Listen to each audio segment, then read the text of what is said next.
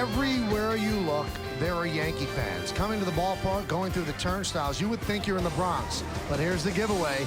They don't have those sorts of trees in the Bronx. We are in Florida. That's tonight. The Yes Network presents New York Yankees baseball.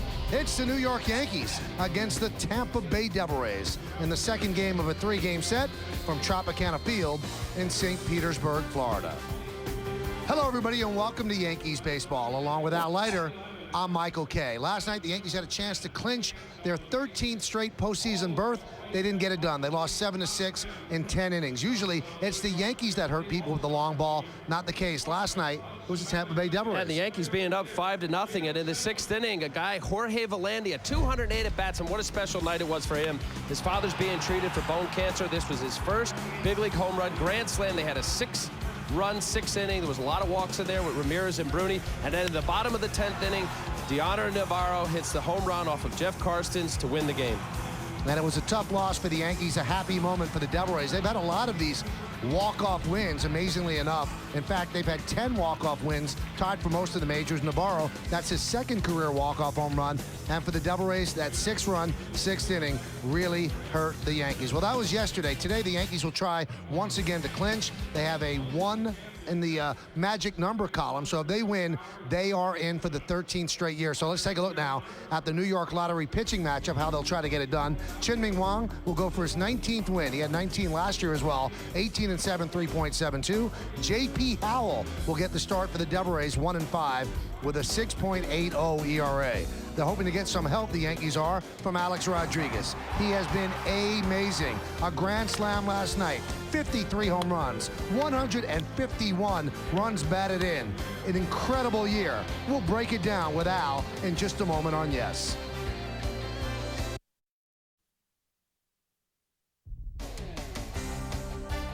The doors to the Ted Williams Hitters Hall of Fame, which is located here at Tropicana Field, will open one day, and in will walk Alex Rodriguez. Yes, he belongs in the pantheon of great hitters in the game of baseball. Ted Williams had 521 home runs. Alex Rodriguez hit his 517th last night, a grand season, and that was a grand slam. And it was his third of the season here earlier in the year against the Orioles. He hit his first one of his 151 RBIs, 12 of them in 3 grand slams earlier with the Orioles, here in the middle of the season against the White Sox, and then last night. To think that he snapped a 55 homerless at-bat streak with this grand slam last night, the Yankees came up short. Unbelievable season, not only for the Yankee greats, but for Major League Baseball across the board. Great season for Alex Rodriguez. Oh, he's up with the brand names, that's for sure. Since 1939, his 151 ribbies only trails the 155 knocked in by Joe DiMaggio in 1948, the Yankee franchise record. In 1931, Lou Gehrig hit 184. I don't think Alex is going to get that. He's got a hot final 5 games. Lineups, first pitch, baseball, coming up next on Yes.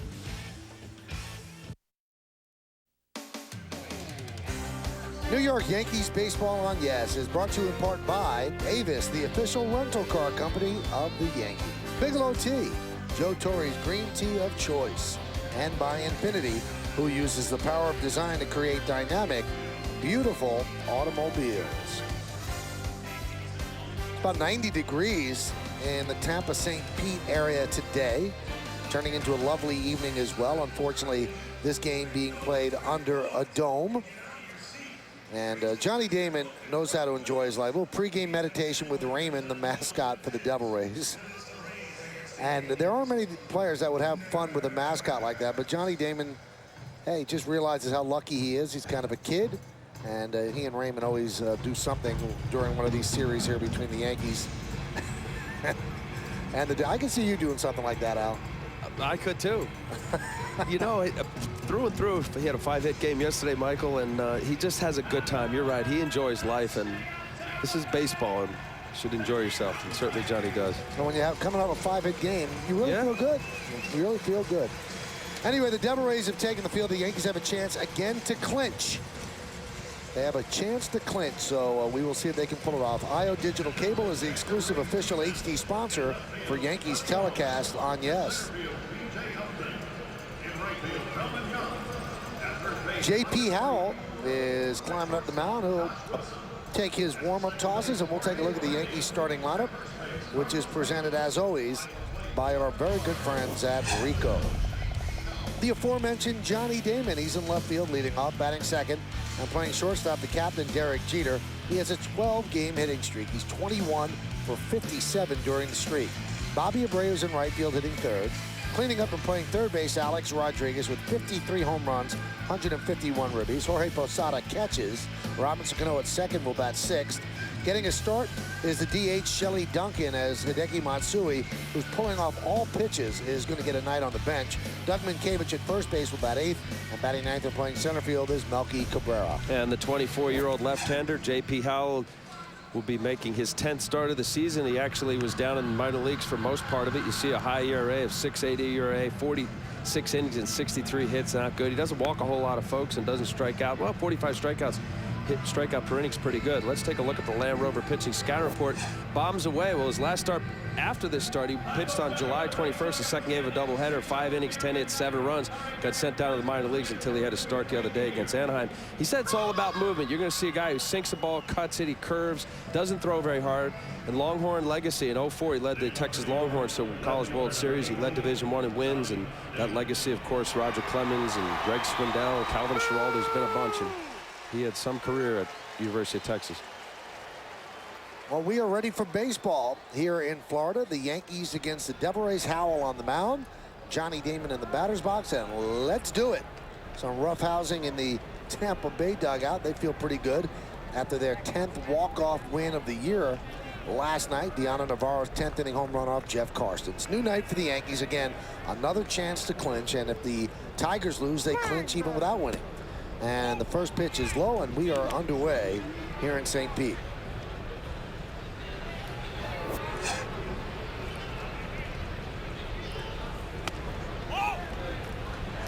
What a night for Johnny last night, the 5 hits, and whether he's hitting or not, there's a feeling of happiness with this guy, and I think it really helps him throughout. Ground ball right side, Belandia. One away. Let's take a look at the defense put together by Joe Madden and the Devil Rays. You've got Johnny Gomes in left, B.J. Upton in center, and Delman Young over in right. Young has 16 assists. Iwamura, Wilson, Belandia, and Pena third to first, and Barrow behind the plate.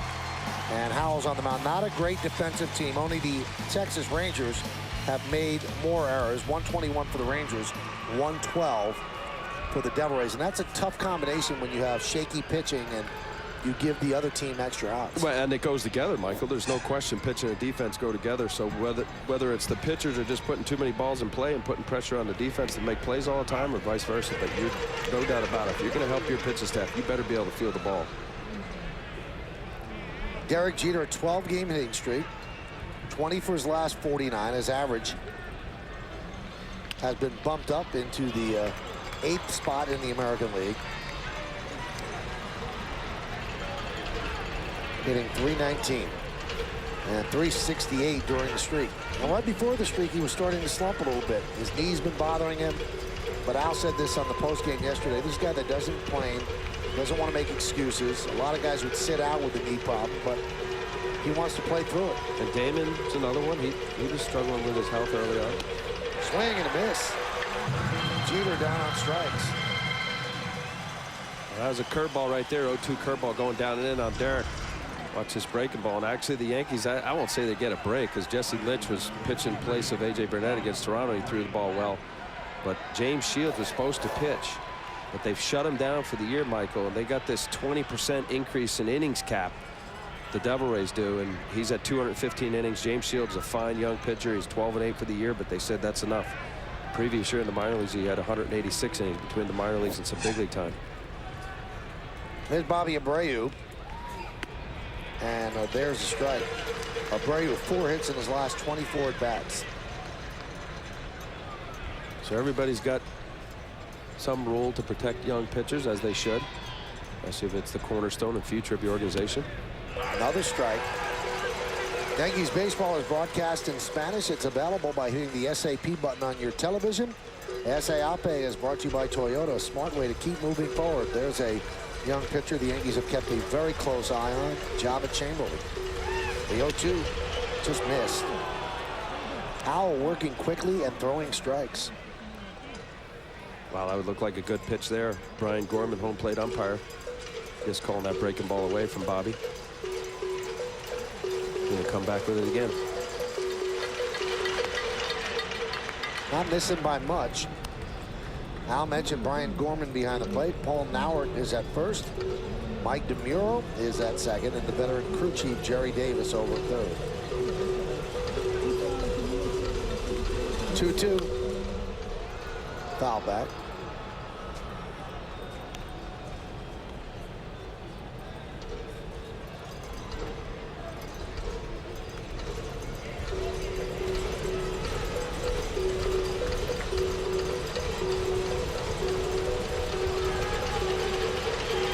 And the pitch. Almost hit him. And the count 3-2. This J.P. Howell was with Kansas City, a supplemental draft pick in the first round. So just Bobby getting out of the way of that ball. He's a guy that, talk about superstition routine. Every single start since he's been in pro ball, even earlier than that in college, he goes through 3 different outfits, including socks. And I can tell you, in hot days, pitchers will go through different jerseys and undershirts. He changes everything 3 times. And he clearly says, yes, it's superstitious, and I've been doing it a long time, and I'm going to continue to do it. It's a little lefty. Chopped right side. Pena fields, flips to Howell, and that'll do it. So the uniform changes certainly worked here in the first inning against the Yankees as the Bombers go down 1-2-3 against J.P. Howell. No runs, no hits, no errors, nobody left. Yankees nothing. Tampa Bay coming to bat.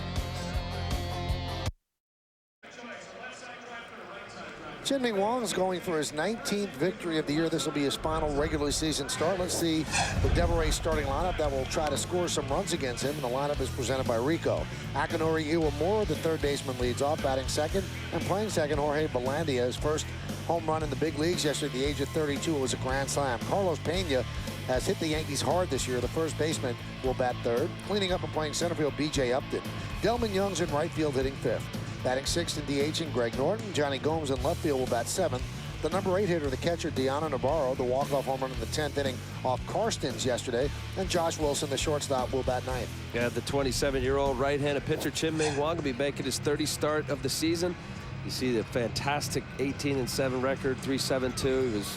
He'll be up there in Cy Young votes. That's a fantastic season for Chien-Ming Wang. Let's take a look at the Land Rover pitching scout report. Limits the long ball. Just 2 home runs in his last 16 starts. Keeps the ball on the ground, and that's the worm burner.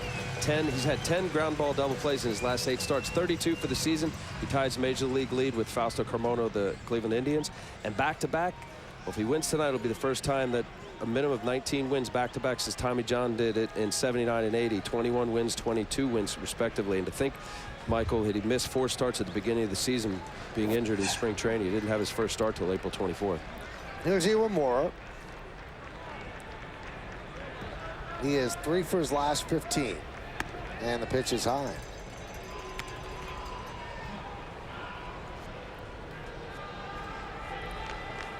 If you think back, and it seems like it's, I don't know, about 3.5 years ago, with all the injuries the Yankees had coming out of spring training, Carl Pavano was the opening day starter.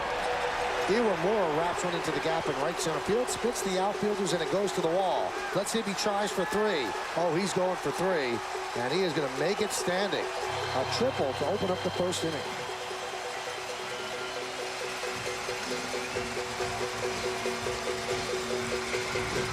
Well, he's a slap doubles hitter. He's got 7 home runs for the season. The Devil Rays are talking about moving him to second base. He feels comfortable at third, but he's really not the power guy. He showed some power here by hitting the right center field. Akinori Iwamura is pulling on this fastball. You see where Melky Cabrera was playing a little left center. The reason for that, on the left-handed hitters, Chien-Ming Wang is going to be throwing that sinker down and away. And pretty tough to pull a 95-mile-an-hour sinker down and away, but Iwamura just did. Here's Belandia. And he grounds it to A-Rod. Nice play. Iwamura will hold up. 1 out. Yankees had the infield back. They were going to give up a run, but the third baseman is the only one that's actually close. So when he fielded the ball, Iwamura didn't risk it. Well, yeah, especially early in the game here, Michael. You're going to give up this run to get it out. Nice little stab from Alex. Belandia last night, the hero of getting his first home run after 208 big league at bats. What is it? A grand slam. A 6-run inning. The 6th inning. There's Carlos Pena, second in the American League to Alex Rodriguez, who has 53 home runs. Pena A renaissance season for him, 42 home runs, and what a year to do it. He's going to be a free agent at the end of the season. Wrap the other way, foul. Talking to a lot of people around the Devil Rays. So, you know, what has he done? And, you know, even Carlos has said, look, I feel comfortable. There you see the numbers. Second to Alex, third in all of baseball. Who would have thought that? He is playing because Greg Norton, who actually is in the game today, was injured in the first week of the season for the Devil Rays. He was sent down after having a good spring, but this shows you fate, Michael. What would have been with the what ifs? Greg Norton is healthy and he plays out the first month or two, and Carlos Pena would have been stuck down in Durham, AAA.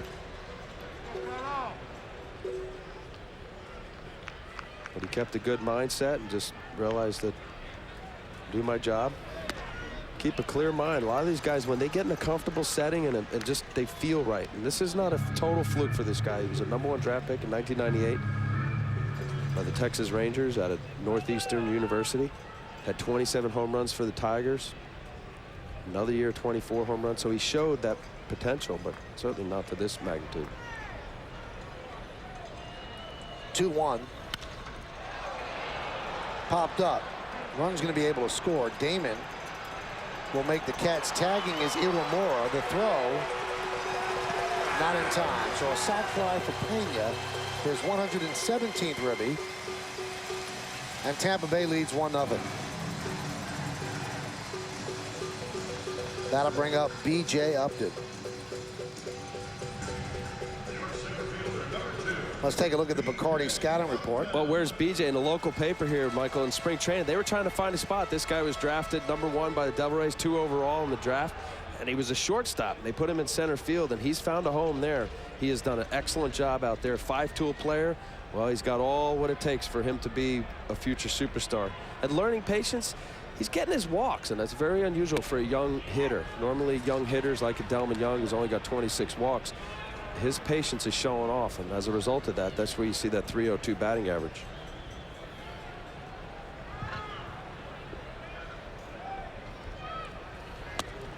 That sac fly by Pena ties a club record, 117 ribbies. Jorge Cantu did that in 2005. Cantu no longer with the organization.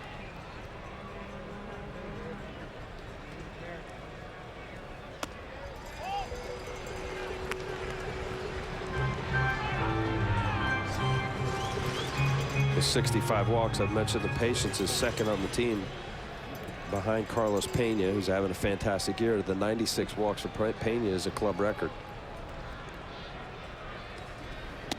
Twins lead the Tigers 1-0 in the first. Tigers lose that game, the Yankees clinch. Red Sox and the A's are 6-6 in the sixth at Fenway Park. That was a 5 o'clock start.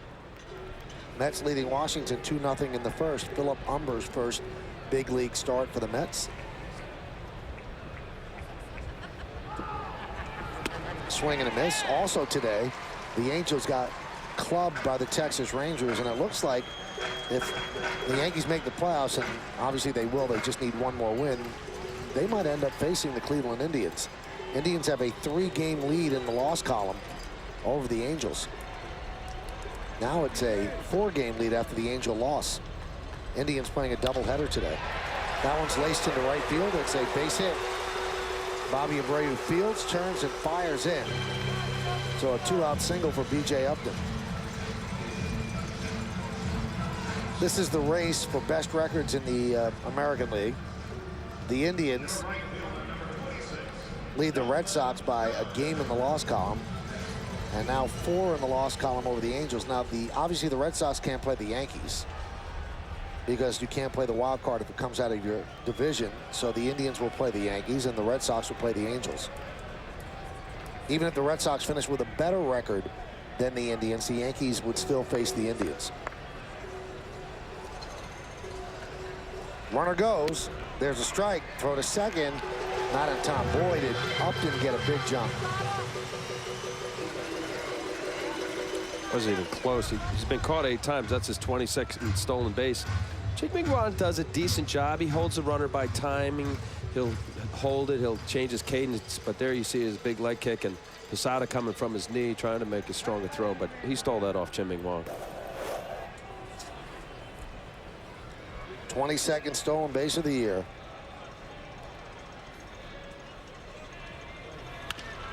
There's a ground ball to first. Minkiewicz by second base. And he will flip to Chien-Ming Wang for the final out of the inning. But the Devil Rays take the lead. 1 run, 2 hits, no errors, and 1 man left. We've played 1 at the Trop. It's 1-0 Tampa Bay.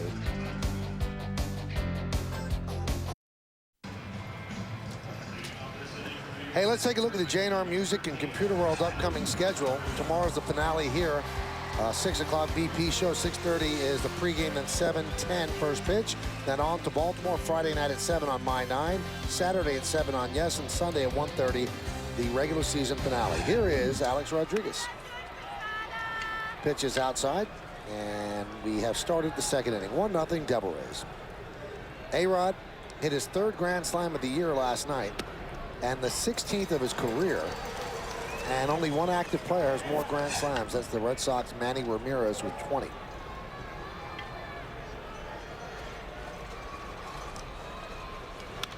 I asked A-Rod, do you ever step back and look at your numbers and go, wow, kind of get a little giddy? And he said, after he hit the grand slam and the next time he came up and his numbers were on the board, he said he did step out. He said because the 151 ribbies really jumps out of him because he's never done that. He said, and that's really, really special. So that meant a lot to him to get over 150. 1-2. Strike 3. A-Rod down looking.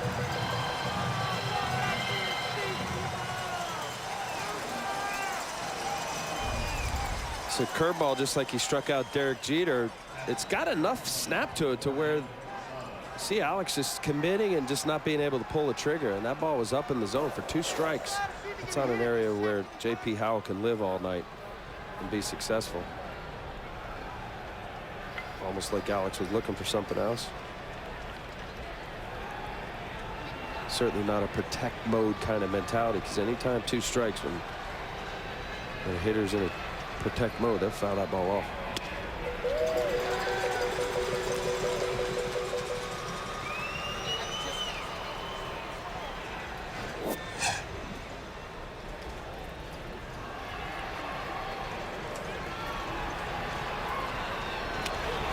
One and one.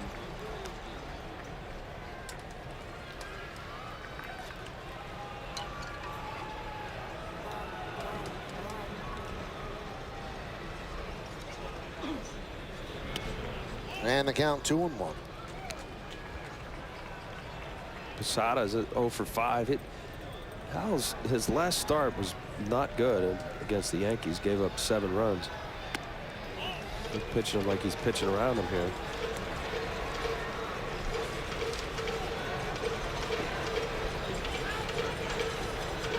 A guy that just moves the ball around. He actually had a very good start after that terrible start against the Yankees on July 21st. His start 6 days ago against Anaheim. Threw well. Chop the third. Iwamura, the quick release. 2 away. Boston has moved ahead of the A's 6-5 in the 6th on a Dustin Pedroia home run. You see this play by Iwamura. I believe that I had said it was 6-6. It was 5-5. So now it's 6-5 Boston. And the Twins now lead the Tigers 4-0 heading into the bottom of the 1st inning. So if the Tigers lose or the Yankees win, either one, the Yankees have clinched their 13th straight postseason. Robinson Cano, count 1-0. I know it doesn't matter, Michael, but you want to win the game. The feeling in the clubhouse and after, to sit there and wait for somebody else to lose. You want to win it on the field. You know it all ends up the same. You're going to make the postseason, but it's nice to do it right in the game that right in front of you. Well, with the pace the Yankees play games, I think the Twins-Tiger game will be over well before the Yankees. What's the pitching match up there? Santana's on the mound, so. Yeah, that'll be 2.5 hours.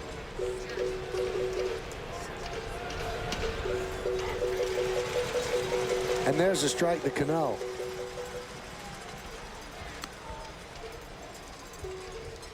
Tonight's closed captioning is brought to you by your New York, New Jersey, and Connecticut Lexus dealers. Santana against Jair Jurgens.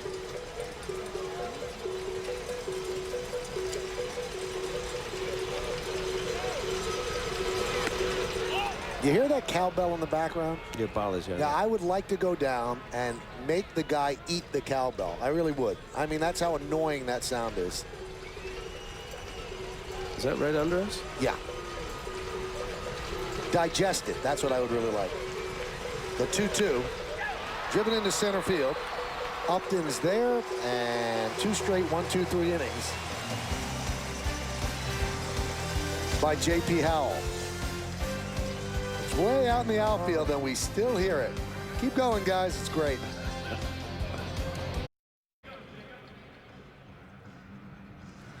Hey, tonight after the postgame on Yes, catch the premiere of Center Stage Larry David. Don't miss this hilarious hour with the Emmy-winning actor, writer, and producer as he shows off his unusual brand of humor and shares some rare behind-the-scenes stories from the sets of Seinfeld and Curb Your Enthusiasm. It's the premiere of GMC Truck Presents Center Stage Larry David tonight after the postgame, only on Yes. Believe me, watch this. Stay up a little late tonight. You'll go to bed smiling. Very funny, funny hour. Greg Norton takes pitch outside, 1-0. 1-0 Tampa Bay.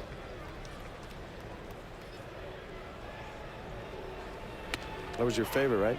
Favorite interview, Center Stage? I wouldn't say that. It's definitely in the top 5. I think Kevin Costner or Stallone was probably the favorite. We haven't had you on Center Stage yet, right, Al? No, I don't think that'll happen. Got to be a star. 1-1. We had your former manager on, Bobby V. Oh, yeah? Yeah. He's a star. We had Joe Torre, another former manager. A lot of former managers. Jim Leland? Haven't had him. Mentioned Greg Norton. I said he was injured the first week. He was injured on opening day. That enabled Carlos Pena to come back up from AAA. That one is punched into left center field. It's a base hit. Cutting over, Johnny Damon gets the ball in quickly, so a leadoff single by Greg Norton. Greg Norton getting this fastball that was supposed to be inside. You see it ended up being middle, up out over the plate. And when Chien-Ming Wang, he's pitched much more effective this year against lefties because of that ability for him to throw inside. His weakness was against left-handers. You see opposing teams and managers put a lot of lefties in there. Norton just got enough of the barrel of the bat there. He didn't hit it too hard, but certainly far enough.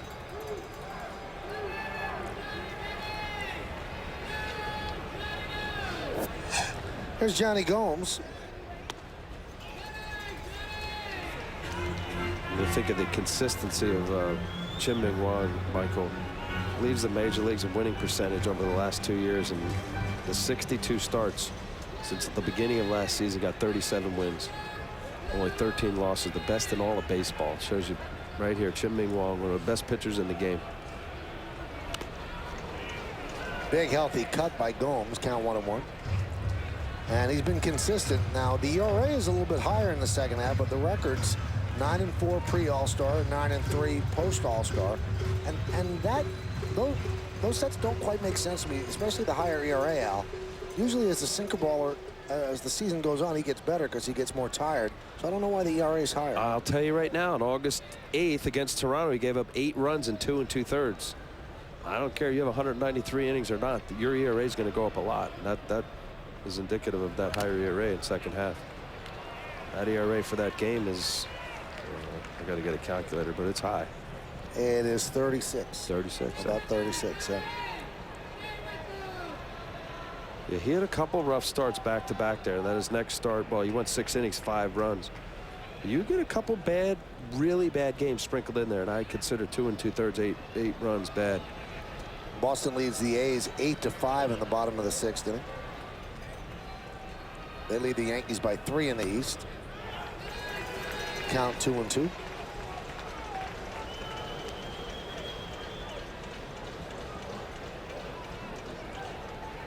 Aside from his power sinker, he's thrown a much better slider this year to offset that boring sinking fastball. And anytime Chien-Ming Wang gets in trouble, it's that sinker is tailing as opposed to down.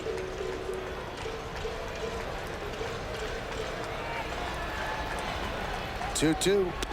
Could not hold up. Gomes down swinging. First strikeout for Wong.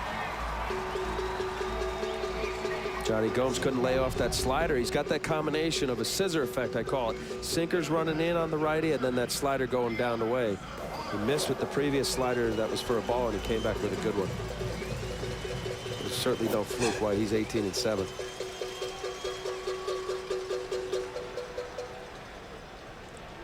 Here's Deanna Navarro. His walk-off home run in the 10th inning sent the Yankees to a 7-6 loss. Been a different player in the second half. Before the All-Star break, he hit 177. Since then, 294. Slaps that the other way. And this is how the game ended last night. Jeff Karsten's on the mound. You got in a fastball count. You see where that ball was, and Jeff Karsten's trying to come in and continue the game further than 10 innings after the Yankees came back at the 8th to tie it up after Volandia's grand slam in the 6th. You ever give up a walk-off home run?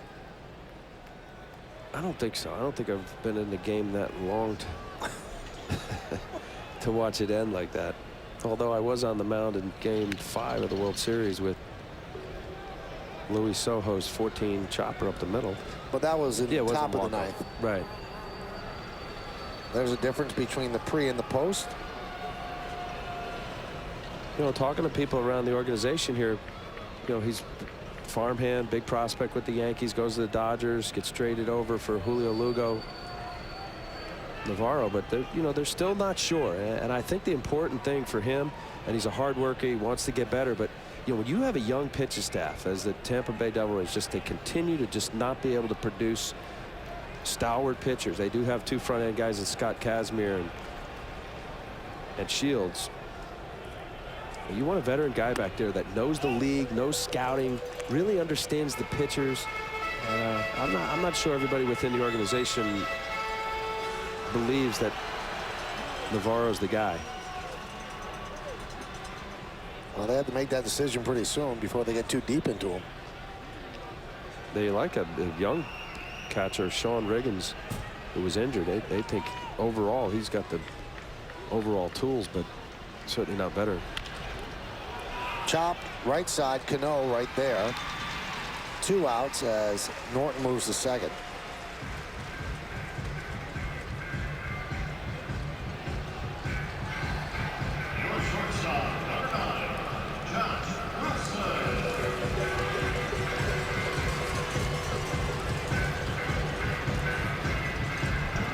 Patented sinker from Blanc. See that often when he is right, as he's been most of the year.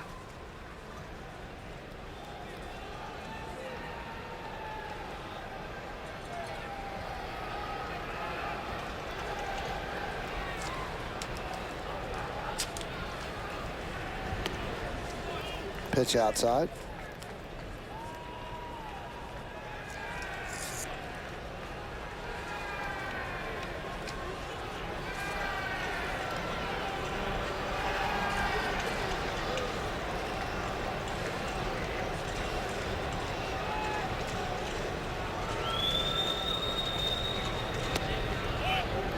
Just missed. Count 2-0. Another spot for the Devil Rays where they're looking to move around and improve. Josh Wilson has done a nice job at 249, but they're looking at shortstop, third base. If they do move Iwamura to second, left field's an issue. Count 2-1.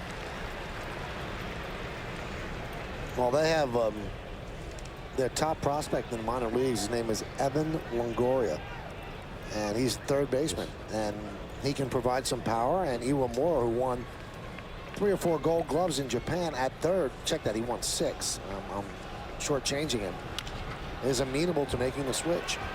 Ground ball of Jeter. He has 3 Gold Gloves, and he makes the final out for the second inning. No runs a hit, no errors, and 1 man left on base. We go to the 3rd inning. Tampa Bay 1 and the Yankees nothing.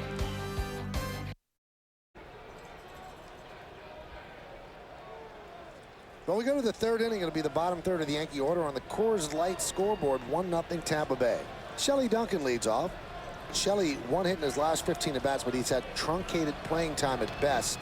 And against the left-hander, Jason Giambi sitting out, and so is Hideki Matsui. And if Shelley Duncan makes the postseason roster, and it looks like he's going to, this is when he's going to get his at-bats against lefties. Count 2-0. Well, Joe even said before the game he's got to get Shelley some at-bats to make it legitimate. With reference to how that playoff roster is going to look. We see half his home runs against the Devil Rays. There's a strike. But you're right, Michael. Young player, old player, especially a young player who hasn't played much. He's got one hit in his last 15 at-bats. He hasn't played in the last 4 games. Got to get consistent playing time. Good eye as he works a walk. Yankees first base runner. Tomorrow's starting pitchers are brought to you by Verizon Fios. Make the switch to Verizon Fios, TV, internet, and phone. A couple of youngsters, one with much more experience than the other. Phil Hughes, 4-3, 4.80 for the Yanks. Scott Kazmir, 13-9, 3.54 for the Devil Rays. The coverage begins at 6 p.m. with the BP show. 6:30 is the pregame show, and then 7:10 first pitch. Now, Scott Kazmir talked to you since you got him traded from the Mets, Al? Why do you do this? You want me to get a little excited here? Well, we'll save that story for tomorrow. But legend has it that he changed the music that you and John Franco were listening to, and you marched up to Fred Wilpon's office and had him traded. Yeah, how dare you change Motown to Eminem. Unbelievable. Signed this kid for millions of dollars, and they traded him because he changed the radio. But that's the kind of power you had. Oh, please. In Met Nation. For anybody who thinks that's true is absolutely pathetic. Chopped right back to the mound. They'll have one play. Boy, really took his time. And they just got Minkiewicz for the first out as Duncan moves in the scoring position.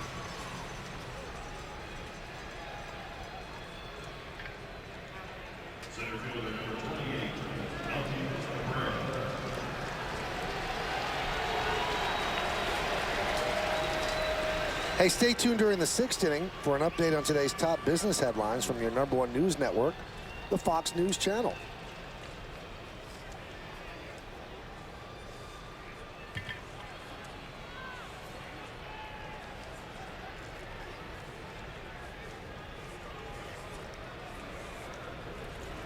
What a glaring stat, Mike. I mean, there's so many stats. I've never realized how many until I'm doing this broadcast thing. But on the road, it's a concern. I mean, there's certain numbers. 2-14 on the road against left-hand starting pitchers. Worst such mark in the major leagues by far. The Yankees are. But then they have a better mark against lefty starting pitchers at home. It doesn't make sense. And assuming that this all plays out, you got CC Sabathia, and that's just not a normal lefty either. I mean, he might be the Cy Young now, I guess, with Chim-Ming Wang not getting a chance at 20, and Josh Beckett does have his 20th. It'd probably come down to CC Sabathia, and he's a tough left-hander.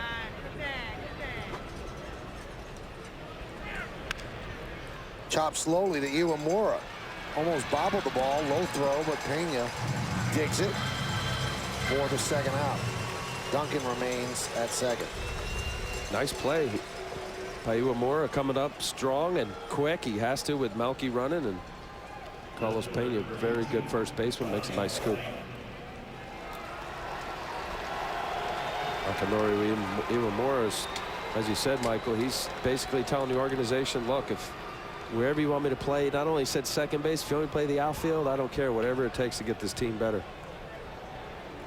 There's Johnny Damon, 5 hits yesterday, grounded out to second in the first.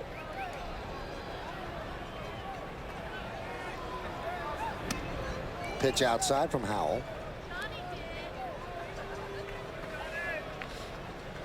Only Ichiro has had 6 career 5-hit games, so he's tied with Ichiro amongst active players.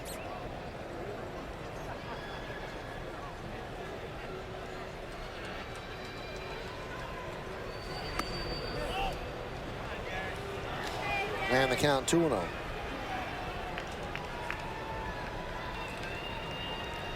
Ty Cobb holds the all-time record with 14 5-hit games.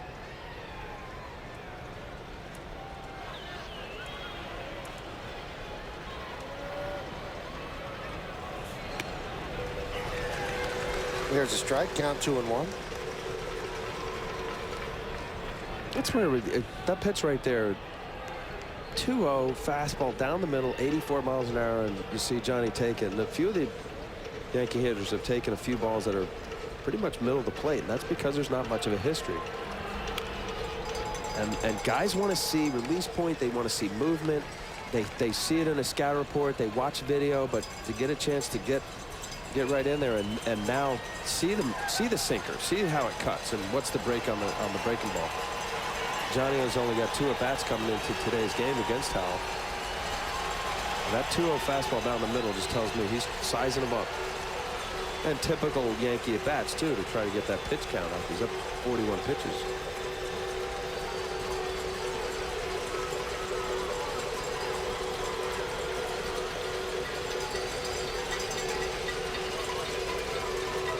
And the 2-2.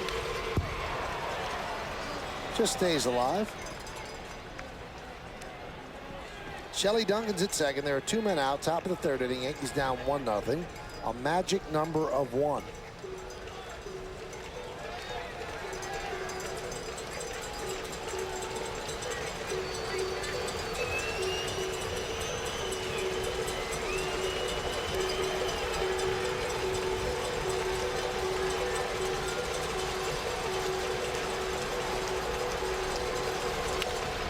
Slapped into left center field. Upton on the run. Got a good jump, and he hauls it in for the final out of the 3rd inning. So the leadoff walk does not hurt Howell. No runs, no hits, no errors. 1 man left. We go to the bottom of the 3rd. 1-0 D-Rays.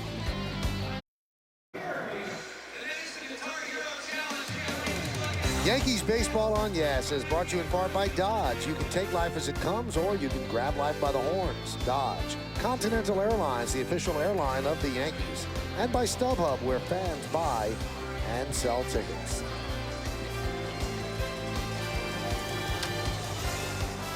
We go to the bottom of the 3rd inning here in St. Pete on a beautiful night in Florida. And Akinori Iwamura will lead it off. Now, when the Devil Rays were in Yankee Stadium, Joe Torre had Iwamura's bat confiscated. You see the Coors Light scoreboard has the Devil Rays up 1-0. He thought there was something wrong with the end of it. Well, it turned out that there was nothing wrong with it. There's a ground ball to second base. And here's how it happened at the stadium. They thought that Iwamura's bat was too flat on the end.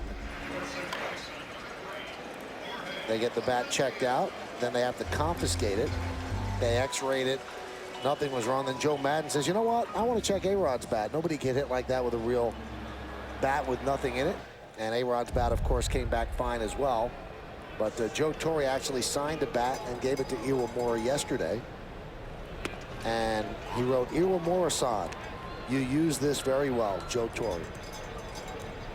And then Iwamura actually sent an autograph over to Alex Rodriguez, kind of intimating the same sort of thing.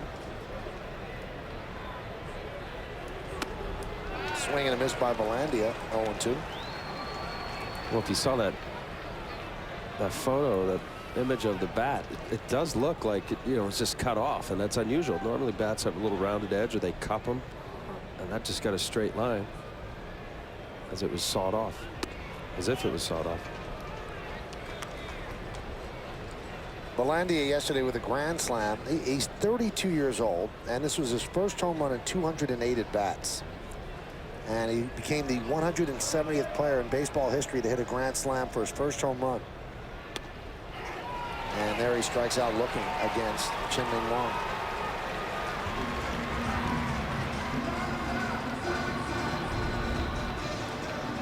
The slider after a few sinkers. Belandia, see him opening up his hips, committing to a fastball in the mid-90s. He gets an 83-mile-an-hour slider. Played with Jorge Belandia, nice guy. Played a couple years with the Mets. It was nice the last night. His father was in attendance. He's being treated for bone cancer. For him to watch his son hit a grand slam, I'm sure it was a big moment. There's Carlos Pena. That strikeout of Belandia, the 100th for Chien-Ming Wang this year.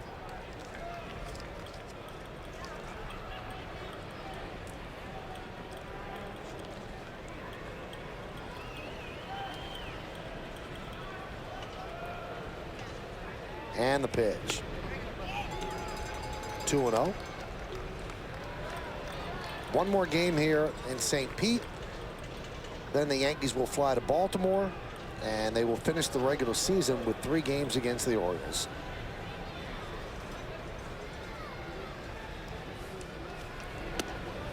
Being very careful with Pena in the count 3-0. Tigers are coming back against the Twins. Twins lead 4-3.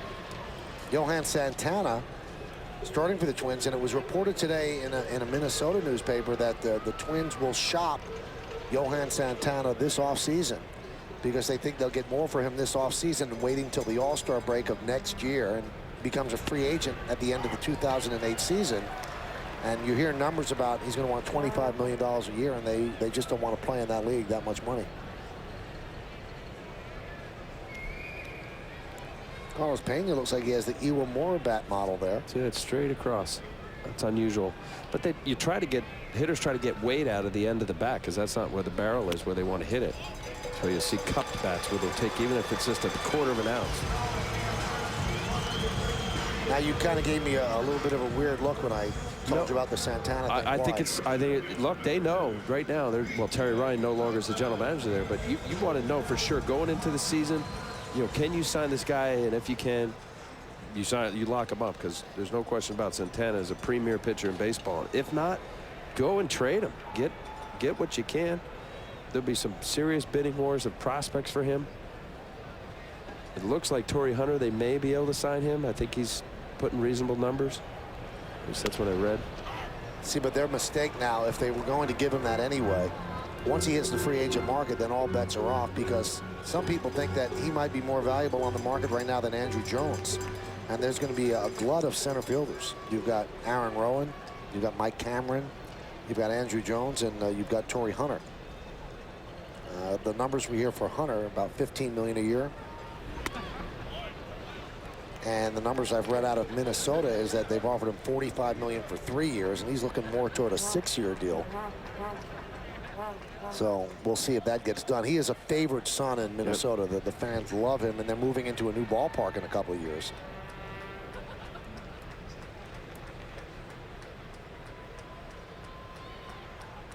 But they've got a lot of decisions to make, Al. They're going to have to sign Joe Nathan. Justin Morneau is going to end up being a free agent in a couple of years. They have Joe Mauer signed for 3 more years, but all these things come up, and maybe that's why Terry Ryan said, I've had enough. Yeah. Well, also, too, the timing of that stadium, I don't know when it is, but maybe this is part of their plan to not sign these key free agents and be able to get some prospects if you can trade some of them. And then gear for the 2 or 3 years down the road for the new stadium. Because they're certainly not, as big a market as New York or Chicago where they can sustain a high payroll. Not at all. It's amazing what they've been able to do over the years in a small market. Shows you with player development and good scouting what it'll do.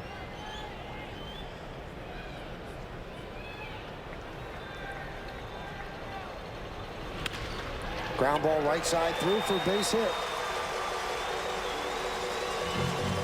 I am going to hit you with a question, Al, that's just going to knock your socks off. I don't have to answer.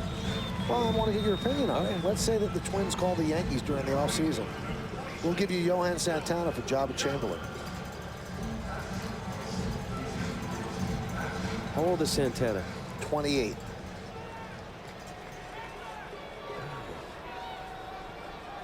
Boy, for as much as I love Jabba, you don't know the long term. You know what you have in Santana. 28 for me. I mean, he's not a kid, but that's prime. 28 to about 33, 34. He's got a 4 or 5 year window, but yet what you can get from Jabba and the unknown. I don't think I'd do it. Yeah, I think the idea of how young Jabba is, and if it's all true what they say about him being a starter and his 4 pitches, he could be the Santana. At a lot cheaper money for the next 6 years. Santana, as we said, is going to look for 20 to 25 million.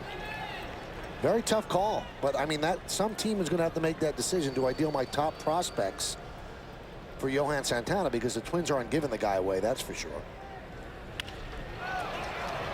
Delman Young with a fly ball to center, and it's put away by Cabrera. Al Leiter's going to think about that even more. I can see the look on his face. No runs a hit, no errors, and 2 men left on base. We've played 3. here at the Trop. It's 1-0 Devil Rays.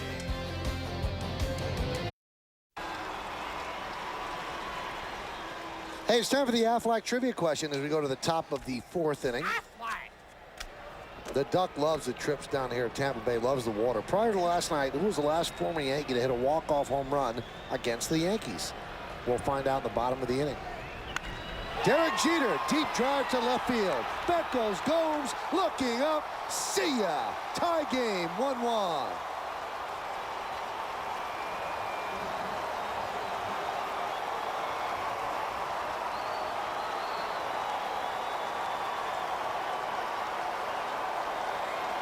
A 12th home run for Jeter. He extends his hitting streak to 13 straight games.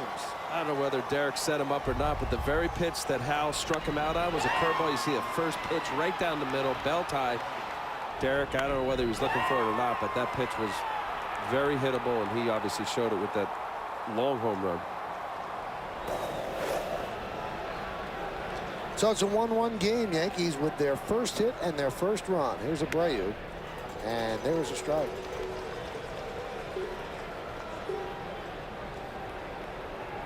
The captain is finishing the season strong. That was his 70th run batted in. And Abreu with a hot shot to short. Bobbled by Wilson. Not in time. That'll be an E6. We told you about the shaky defense of the Devil Rays. Second in baseball for most errors behind the Texas Rangers, but that moves them one closer.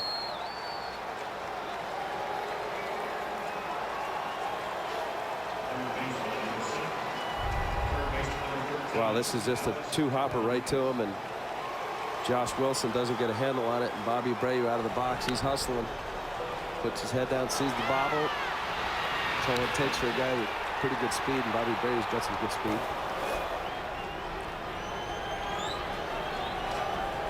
Here's Alex Rodriguez. Alex yesterday hit his 53rd home run, and he now has 151 runs batted in. How's this stat, Al? Never even realized this. He's now the 5th player in Major League history to hit at least 50 home runs and have 150 RBIs in a season. Just 5 players in big league history have done this.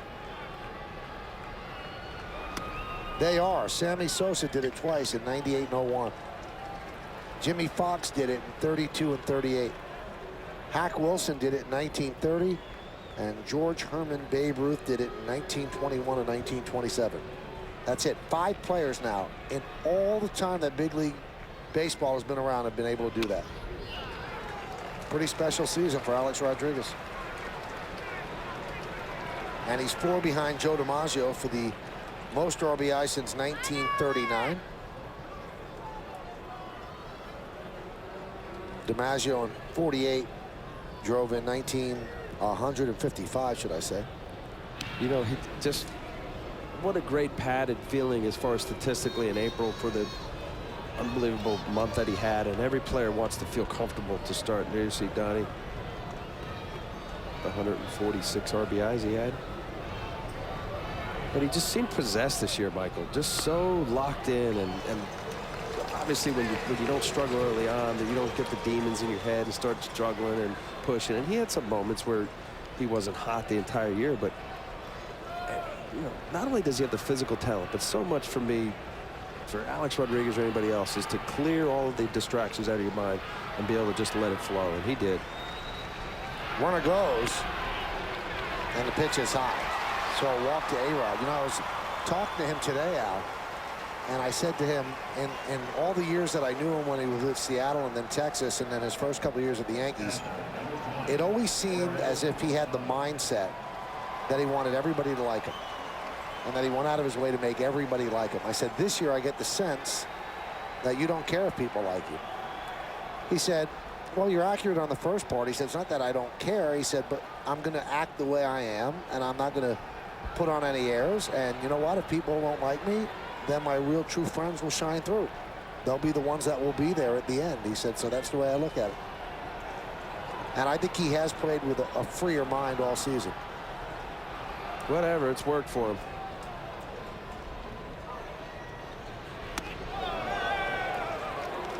You wanted people to like you when you played, right? Now I don't think you care. No, I see what he's saying about, just be who you are. I mean, and whatever that is, don't be contrived and think you have to orchestrate.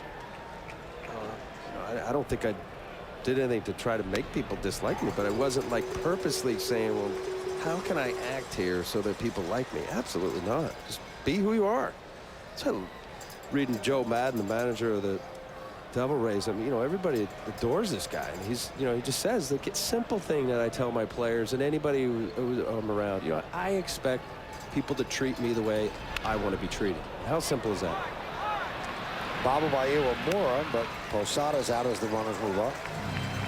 Well, he treats people the way he wants them to treat him. Right. Right. What did I say? The opposite? Yeah. I got it, though.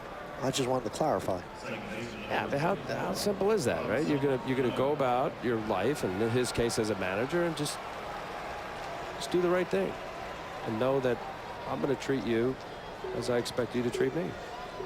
Former Yankee pitcher Dave LaPointe used to always say it's really actually tougher to be a jerk than it is to be a nice guy. He said you really have to go out of your way to be a jerk. He said it really takes an effort. He said if you're just a nice person, it's not that difficult.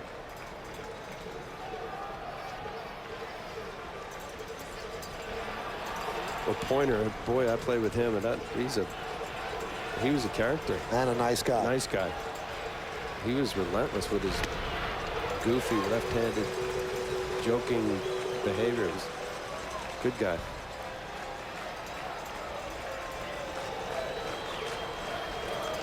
Infield is back. Yankees, you take the lead with a ground ball by Cano.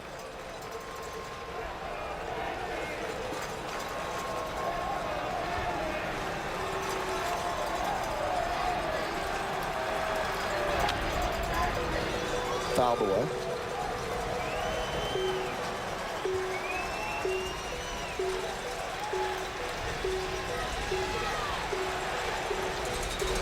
This copyrighted telecast is presented by authority of the New York Yankees. It may not be reproduced or retransmitted in any form, and the accounts and descriptions of this game may not be disseminated without the express written consent of the aforementioned New York Yankees.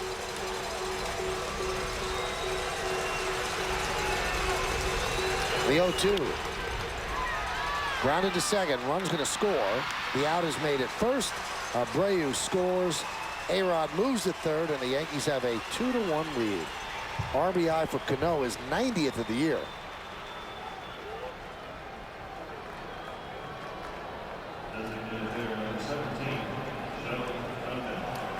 Robbie in a 2-strike count gets a breaking ball. Pretty tough pitch going down and away from the left-handed pitcher, and being able to pull that ball to the right side far enough for Volandi to go too far to his left to have any chance of going home.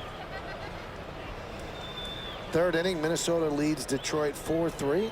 Detroit batting in the bottom of the third. Yankees leading here 2-1. Yankees win, they're in. The Tigers lose, and the Yankees are in as well.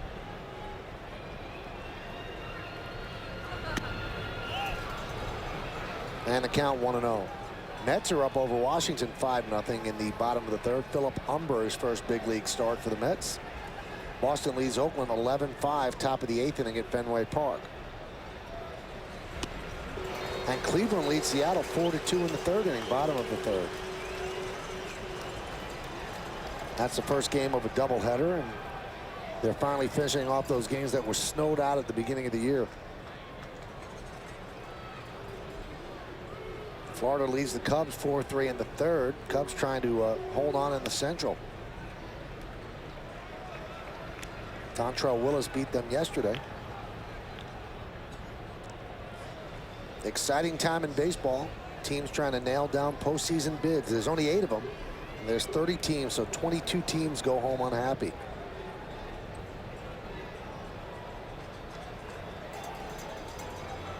Count 2-1. Now 2-2 on Shelley Duncan. Duncan walked in the third inning.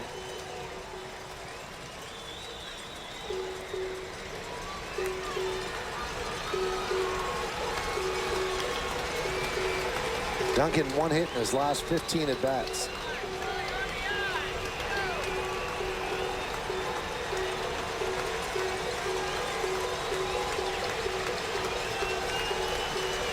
to try to simulate as much as you can on the side and in batting practice and in the batting cage of live hitting. It's tough. And the role that Shelley Duncan has been delegated to, that's where you got to get your work in. Swing and a miss. And Duncan down on strikes. Looked like Navarro forgot how many outs there were. Anyway, the Yankees take the lead. 2 runs, 1 hit, 1 big error, 1 man left. It started on the first pitch of the inning. Derek Jeter, his 12th home run of the year, 70th ribby, a 13-game hitting streak, and it's a 2-1 Yankee lead.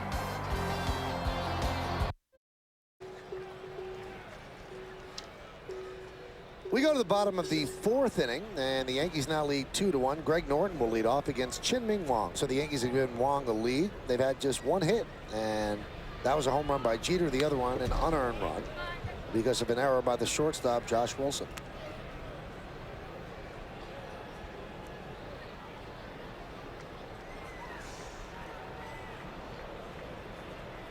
Norton singled the left center in the 2nd.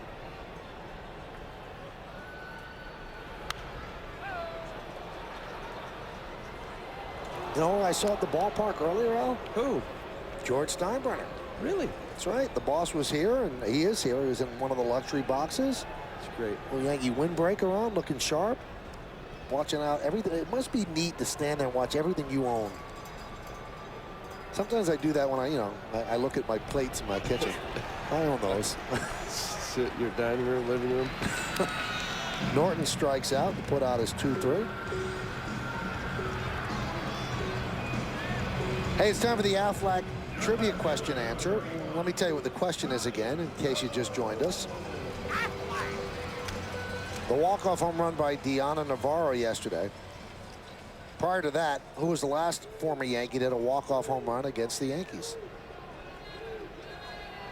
Rickey Henderson. Did it with Oakland in 1993. There's a guy to talk about Johnny Damon and Cano and Melky smiling and laughing and joking.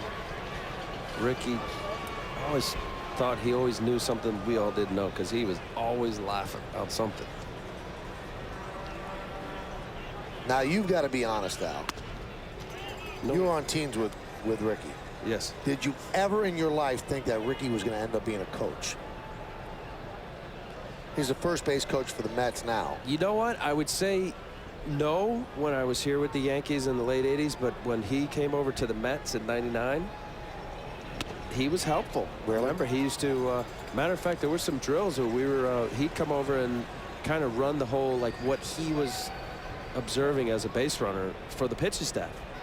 Remember, I guess that was Bobby Valentine. Yeah, he would bring Rickey over and say, look, this is what I look for, the nuance of your elbow, your foot, whatever. And he would watch. He really did. I was not surprised to say that Rickey didn't care, but, he was early on about Rickey. What Rickey was doing. Right.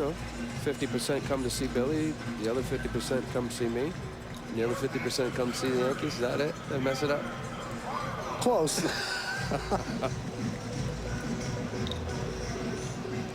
Here's Deanna Navarro.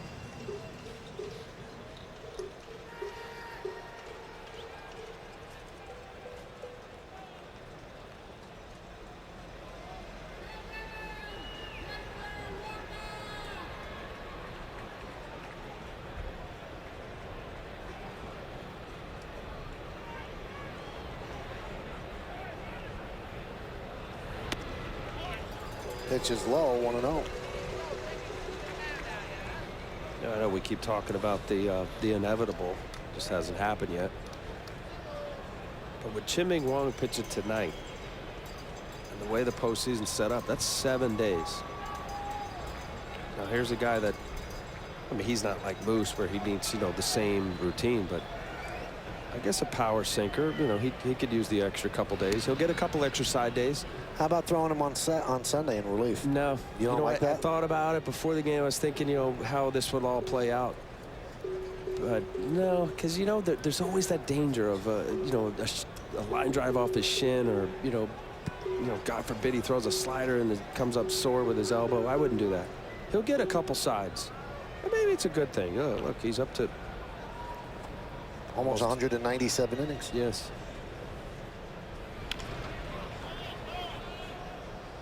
And he's not a typical sinker ball guy, although tonight, at least on the scoreboard here, he's been throwing some 90, 91 mile-an-hour sinkers, and when Wong is right, he's in that 94, 95 range. So maybe these couple extra days might help him. See, now a guy like Glavine, who will pitch Sunday, he's still going to be pitching game 2 in their playoff series. He's a guy that really needs to touch and feel the ball and be on the mound and wants to be out there, because he's not throwing overpowered. You know, Glav really has never really been a guy that needed to have those extra days rest.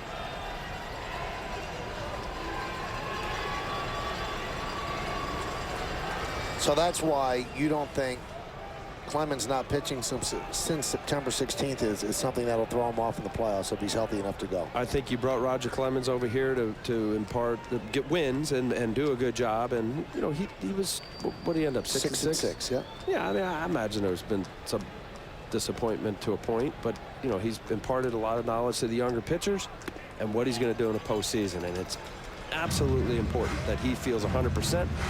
Joe and Gator's going to lean on him as to get ready for this game on this day, whatever that's decided on, and they're going to leave it up to Roger.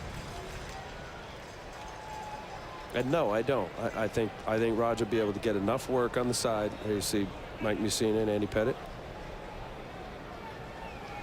My guess would be game 2, and would there be a game 4 starter the way this is set up? I don't think so. No, I really don't think so. Especially if it's the game on Wednesday, day off Thursday, game 2 Friday. Isn't it like every other day now? It's according to the team with the best record what they pick, but well, the Indians already said they would do that. That would give their top 2 starters 4 starts. right, the only team that said that they would go with the 2 days off would be the Red Sox. I don't know if they've said it publicly, but I've heard that that's the choice they've made. Runner goes, throw to second is unnecessary because it was a walk to Navarro. So 2 walks by Chien-Ming Wang. Runners on first and second with 1 out.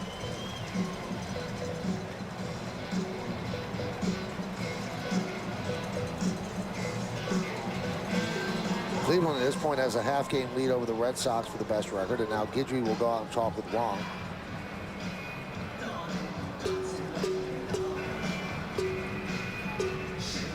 It's just been up so far. A lot of his pitches there. Normally when Wong is feeling good and throwing the ball well, it's down in the zone. You see these sinkers, he's spraying them up in the zone.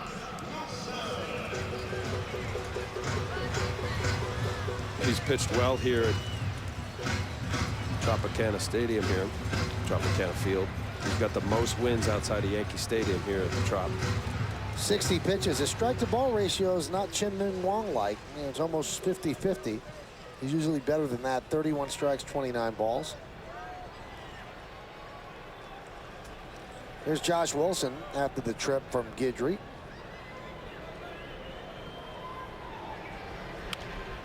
Fouled away. Josh Wilson. You wonder, do you like to see him up there 0 for 31 because you're thinking he's due? Or you're thinking he's going to go 0 for 32. He's in a terrible slump. What's a pitcher think there? Right now, I'm thinking about putting a good sinker down the zone and getting a ground ball, 6-4-3 double play. You don't know whether he's, what did you say he was, 0 for something? 0 for 30? 0 for 31. Yeah, Chien-Ming Wang going to throw a hard sinker in the zone, or that slider up. Melky Cabrera will run it down. Now there's an example of a guy out of it. Really, Josh Wilson. It's more of a utility middle infielder. You know, he's done a nice job for the Devil Rays, but you know, that is an area for them to look for a starter since they traded Julio Lugo. But you see that slider's up out over the plate, and I can guarantee if he's not 0 for 31, that slider's not in good location, especially after an 0-1 fastball to get into the count.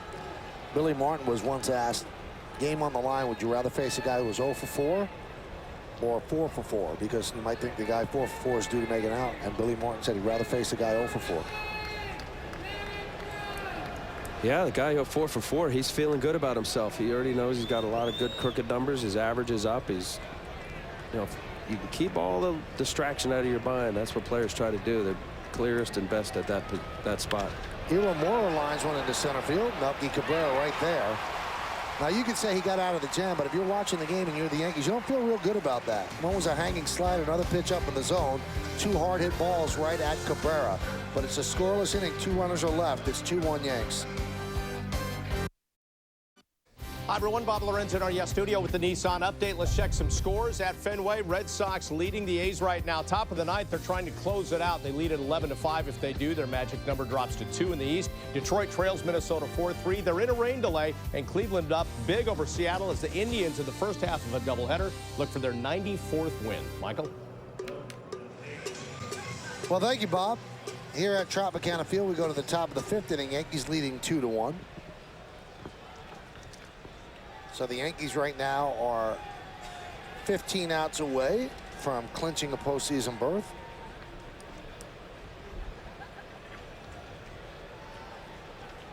You know, I don't understand something that Bob just said. He said Cleveland and Seattle's in a rain delay. Oh, Detroit. I'm saying Safeco Field has a dome. Detroit. Oh, okay. I knew Bob couldn't be wrong. I heard wrong. I was thinking the roof broke. You know, who knows? Doug Minkiewicz fouls it off. Count 1-1. I apologize, Bob.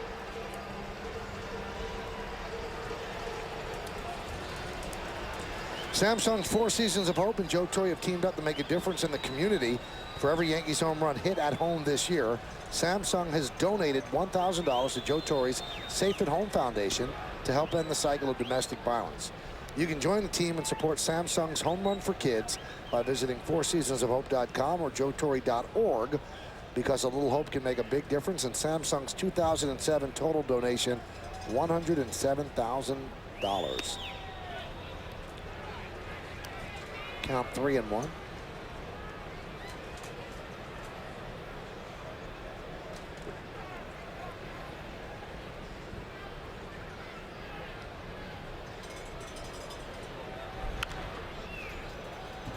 Go too quick on that, and the count is 3-2.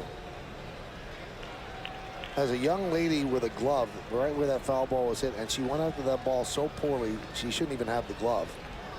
She's going to get herself hurt. Jeez, she's trying, Michael. I know, but, you know, that's really close. Look how she's holding the glove. It's just not going to work that way. That one is chopped over the mound. Charging is Josh Wilson. And Pena can't come up with it. We'll see if Wilson gets charged with another error.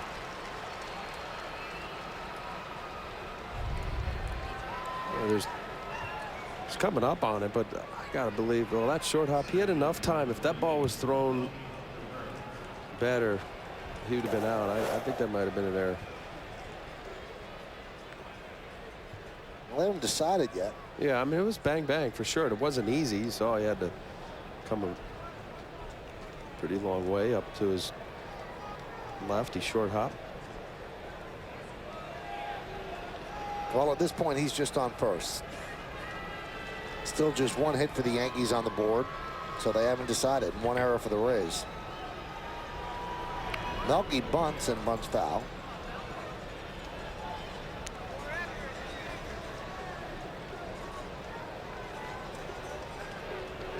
I've never seen an official scoring decision take this long.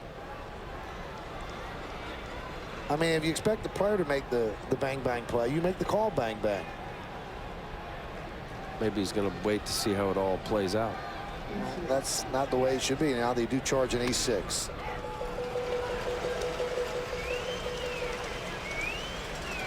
So 2 errors for Wilson.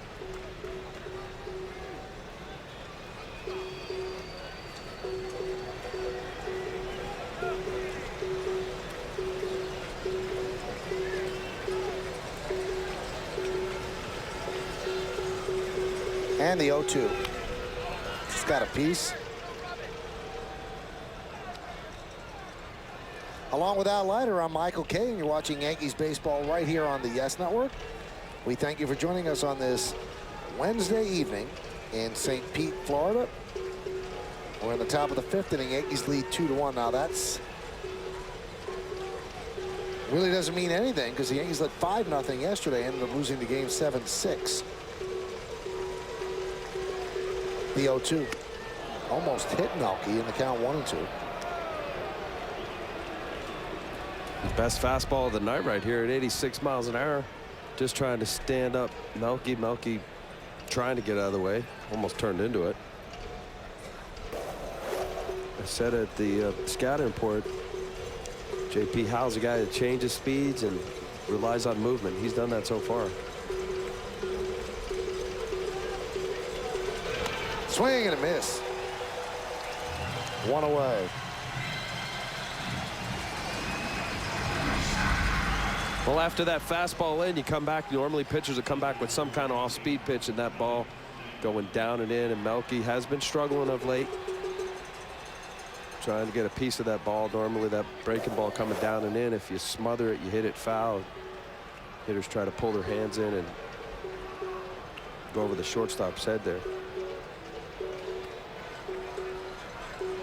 So Melky is 0 for 2, 5 for his last 30. Check that, 5 for his last 28.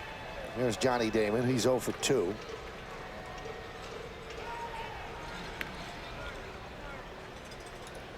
Now you watch Howell pitching right now, and he comes in with a 6.80 ERA. He doesn't look like a 6.80 pitcher. You know, that's why, and he's taken the place of their #2 starter in James Shields, who's been shut down because they got a 20% cap on increased innings for young pitchers.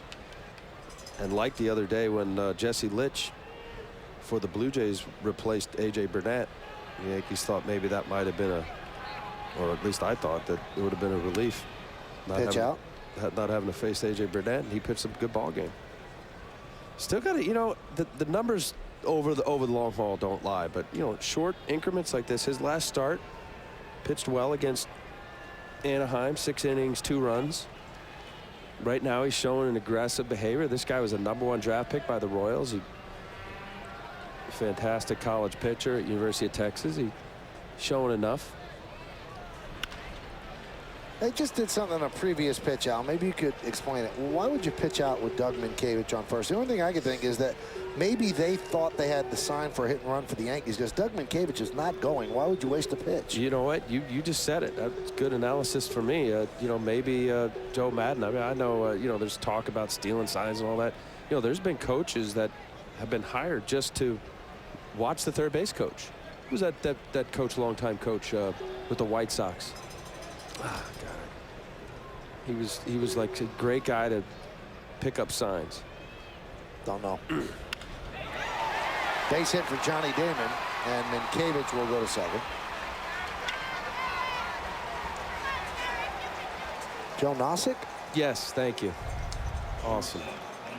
This Johnny Damon getting a fastball up in the zone.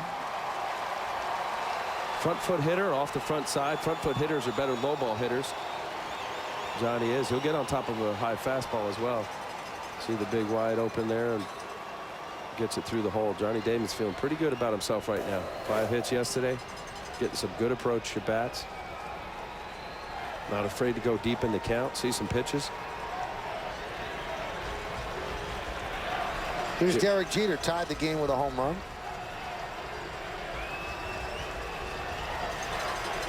So what were you saying about Nosek? Well, Nosek, I know Jeff Torborg, when he was the manager of the White Sox, and others, you know, he's a guy that'll sit on the bench and just watch the third base coach, and you know, through the signs, as you know, you see the third base coach go through a routine of signs, and they'll pick something up, and they'll see a routine and a pattern, and they got your signs.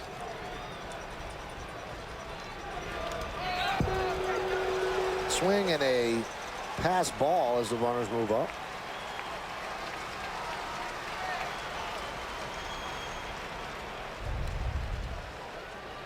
See this breaking ball. Navarro not able to get this pitch down in the dirt. Just scoots between his legs. Wasn't able to get his rear end down quick enough. They do score that a wild pitch, not a pass ball. And also they've taken the error away and they've given Minkiewicz a single to lead off the inning. So they bring the infield in on the right side, and it's halfway with the shortstop on the left side.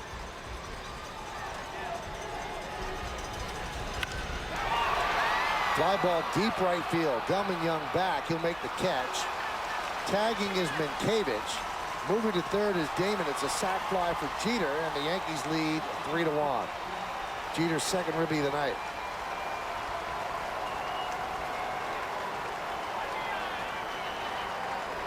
Got a pitch he could drive. The ball was up in the zone, and Derek Jeter, being the consummate professional hitter, knows his role, knows what he needs to do, doesn't really ever get out of that. Pick spots like he did in his previous at bat. First pitch curveball hitting a home run. That ball was up enough for him to drive that ball to get a sac fly.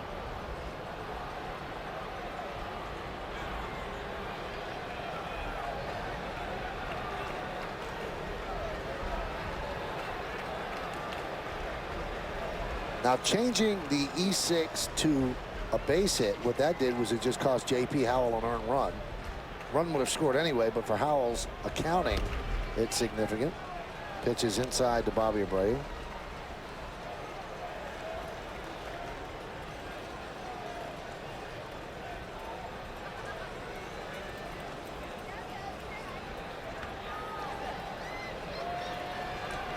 And the 1-0. There's a strike. 1-1.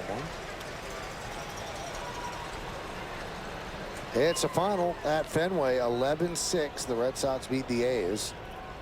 And the Red Sox are well on their way to winning the American League East title.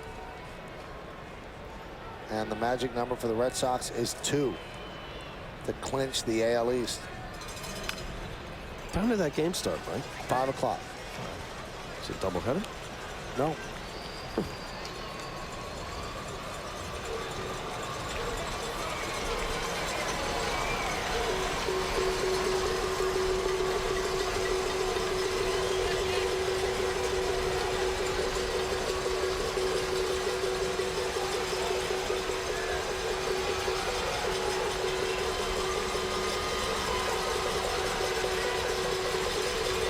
And the 1-2 outside, 2-2.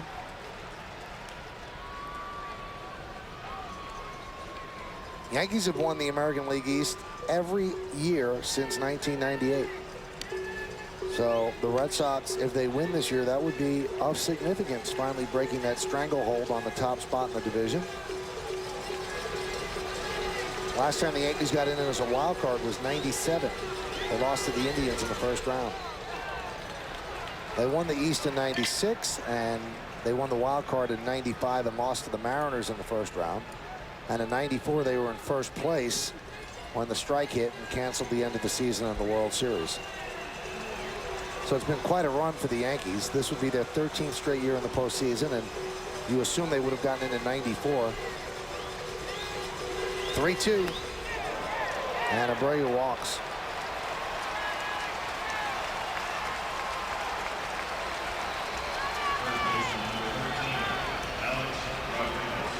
Jim Hickey, the pitching coach for the Devil Rays, used to have that role with the Astros, and now he'll make that trip out to the mound. Jim Hickey had a detached retina earlier this year. He was playing golf, and I guess the ball hit a rock or a tree and ricocheted back into his eye. His ball. Yeah. Oh, I thought somebody else hit it. And he had to have surgery, and then he was wearing like orange shaded sunglasses for a while.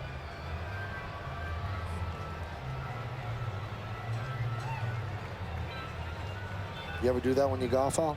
No, I don't hit myself. I hit the car path and maybe hit somebody else, but that's pretty hard to ricochet off and hit yourself. He must have been a bad lie behind a tree or something.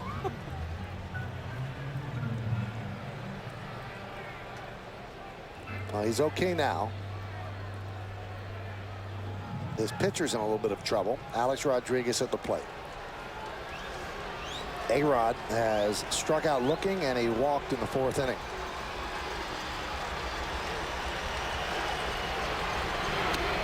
There's a strike.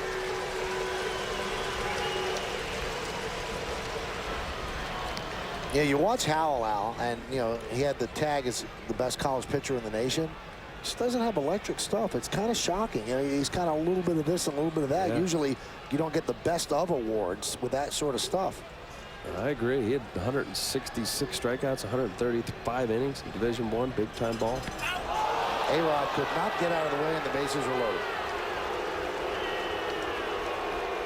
trying to come in on A-Rod a little bit too much. Well, I don't know if this hit Alex's his left elbow pad. Yeah, it did. That helps. It helps a lot of reasons. It helped his elbow and also gain confidence in being able to dive out over the plate.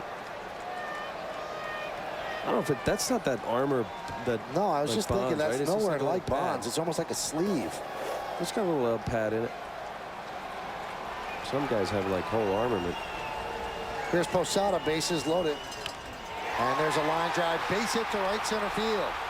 Damon scores. Abreu scores. A-Rod moves to third. It's a 2-run single for Jorge Posada. And the Yankees now lead 5-1.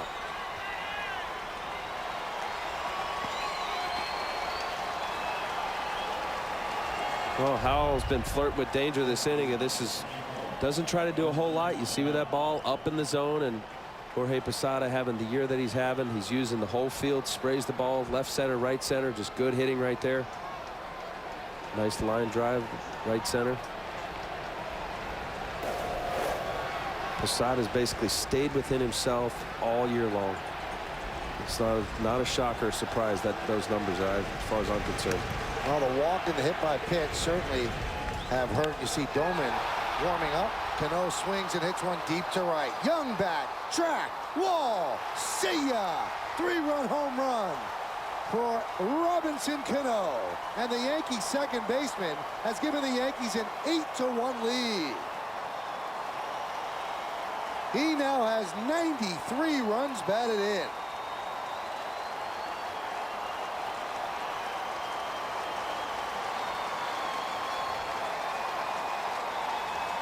Yeah, he should have reason to smile. What a year again for Robinson Cano. After in that 340 range last year, the curveball, you see it right down the middle. Howell knew it.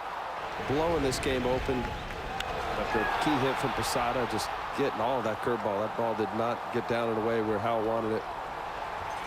Almost as if Robbie was sitting on it. Shelley Duncan squirts one right side but foul. 19 home runs, that's a career high. 93 runs batted in, that's a career high. He has 4 ribbies tonight.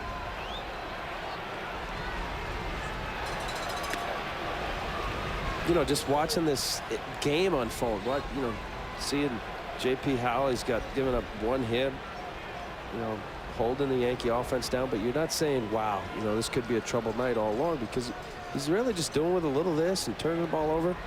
And even the Yankee approach, watching up to that, they're making some outs, but you could see that they were kind of laying in the weeds, seeing the pitch, seeing the movement. Hit shortly off the glove of Iwamura, and it trickles down the left field line. Shelley Duncan's going for 2, and he's going to make it. So the Yankees have batted around, and let's see if Duncan gets a double. Probably. That was a hot shot to third. And it is a double for Duncan. Yeah, this was hit hard right here, Michael, and tough smash in between hot hop for Iwamura. Tough play. Hot corner, not able to get up enough of it to get a better hop, and he was caught in between. Iwamura was. So Joe Madden has seen enough, and he is going to call on Scott Doman. The big blow so far, the 3-run home run by Robinson Cano. The Yankees are closing in on clinching a postseason berth. Devil Rays go to the bullpen. Yankees lead 8-1.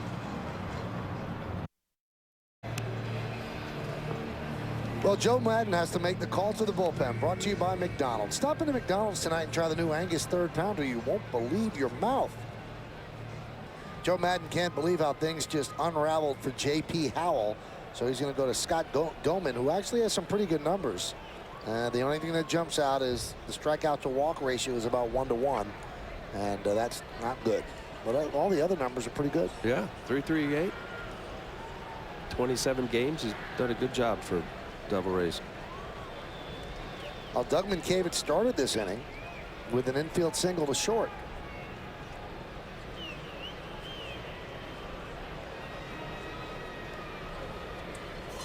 Pitch is way high.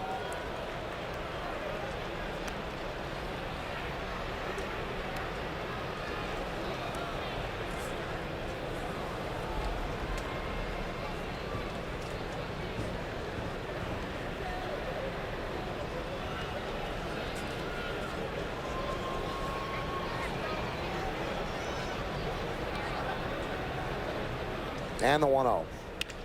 Line drive, right center field. It is a base hit. Shelley Duncan will score. It's going to go all the way to the wall. Minkiewicz will stop at second with an RBI double. His second hit of the inning. And the Yankees now lead 9-1.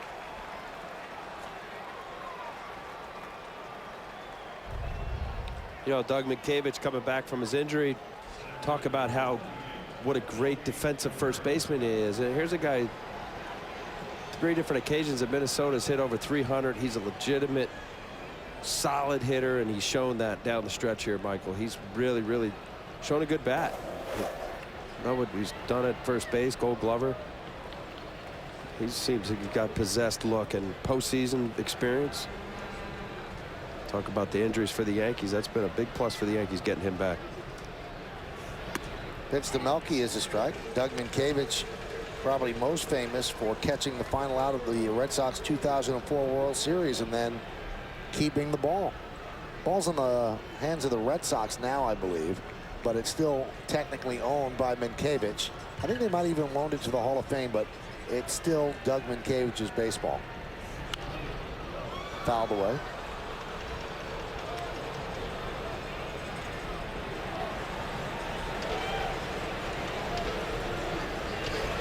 You see where the guy who bought Bonds' home run ball put it up to vote what fans want to do with it. And they decided to put an asterisk on it and then give it to the Hall of Fame. So the Hall of Fame's going to take it with the asterisk on it. Just painted an asterisk? Yeah, on the ball. But who bought it? Mark Echo, the guy who makes those clothes, Echo Unlimited. And he gave people to go to his website 3 choices. They could either just donate the ball to the Hall of Fame, put an asterisk on it, and donate it to the Hall of Fame, or shoot the ball into outer space. So what did he pay for it? He paid $737,000, I think. Wow. Bonds called him an idiot. Got a lot of publicity out of it. The 1-2. Count 2-2. So the Hall of Fame said, hey, listen, we're a not-for-profit museum, and the only way that we can get these things, we can't buy them, and we appreciate Mark Echo giving us the ball. I'm sure they could display it that the asterisk isn't exactly facing front. But the people have spoken.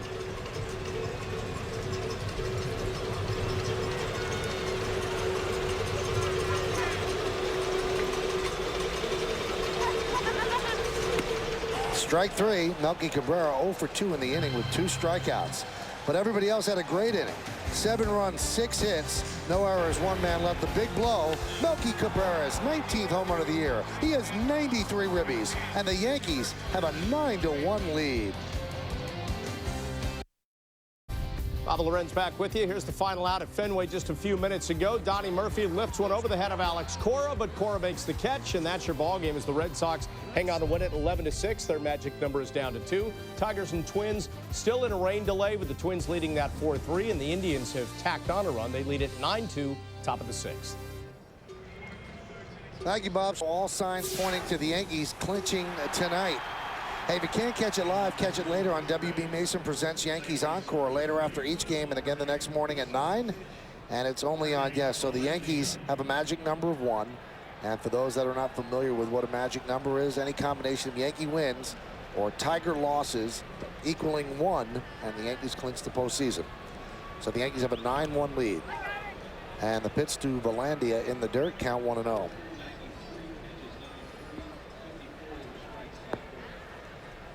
Valandia is 0 for 2.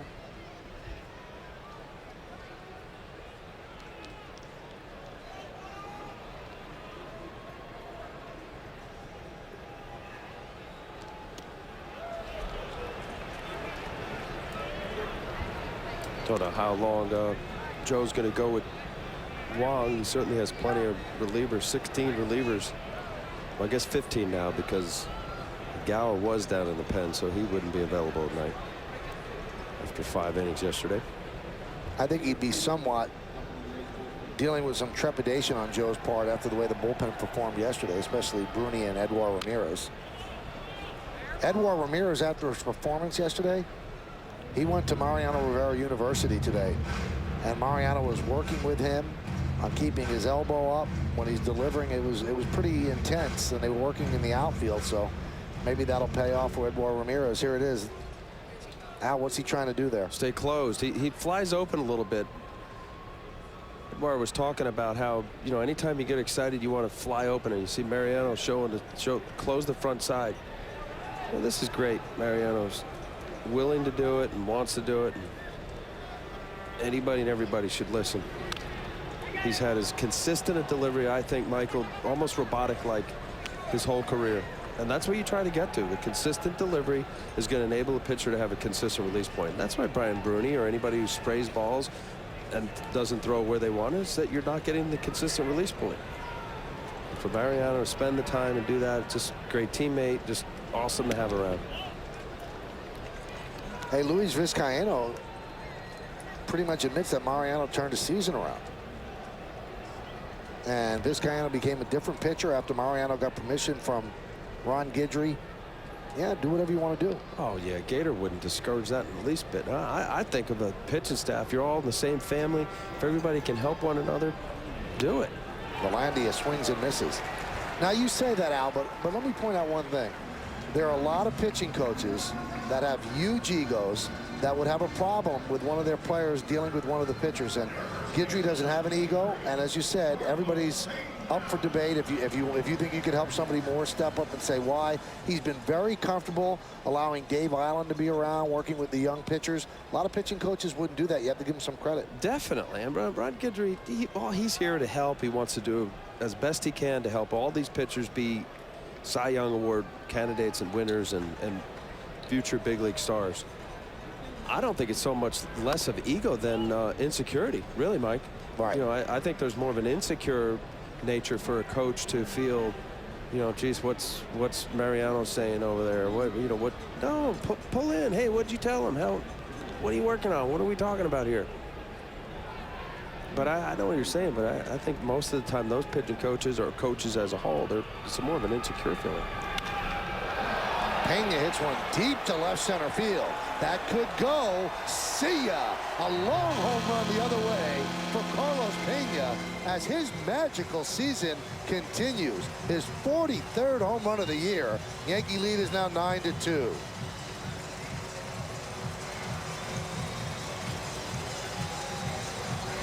Well, this place is homer friendly, hitter friendly, whatever you want to call it. But that home run there, Michael, if there is a spot in this ballpark, this is left center field. He stays on a sinker. You saw the ball was down in a decent height. I wouldn't say it was knee high, but this area out here, this is legitimate home run. That is a bomb.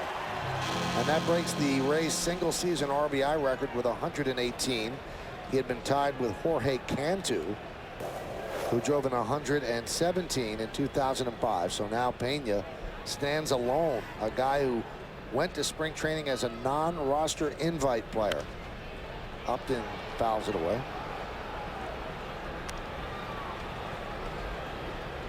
Now, you mentioned earlier, Al, how Pena feels comfortable here, that this is the right fit. So now he's got a decision to make. Scott Boras is his agent, and the numbers that we heard yesterday that Boras expects for Pena is $11 million a year. He's not getting $11 million a year from the Tampa Bay Devil Rays. They just don't have that kind of money to spend on one player. So then the question is, do I take the money, and is he going to get that money somewhere else and not feel as comfortable? Or if I found a home here, I'll take a little less and I'll continue to put up big numbers. You know what? It all depends on that little less, Michael. You know, here's a guy, I think if it was in a position in his career where he's made, you know, considerable salaries and he feels comfortable that way, he lives in Orlando nearby. He's obviously happy here. He's able to go home often up the road there on I-4. But look, this is a career year, and if he's going to be offered some big dollars elsewhere, he's got to, you know, also do what's right for him and his family. You wonder, though, is there a team out there that's willing to completely bank their faith on 1 year? Now, as you've been saying, he's had decent years with the Tigers, but the past 2 seasons, he couldn't get out of the minor leagues with the Yankees or the Red Sox. So was this an aberration year, or has he finally turned the corner at the age of 28? That's what some team has to decide. Right, but first of all, it's last year, Michael. 2005, he had 18 home runs. He was injured, 235 off year. When he did have the 27 home runs and 82 RBIs in 2004, he batted 241. So yes, this is, you could view it as an aberration. Strike 3, up and down looking. In 06, he was with Columbus, and then went to Pawtucket and finished up with the Red Sox. And then they outrighted him. He became a minor league free agent, as you said. He came to spring training with the Devil Rays, had a good spring, but Greg Norton, they picked him over Pena. Pena was going to Durham, and Norton gets hurt in the opening day, and here he is, third most home runs in major leagues.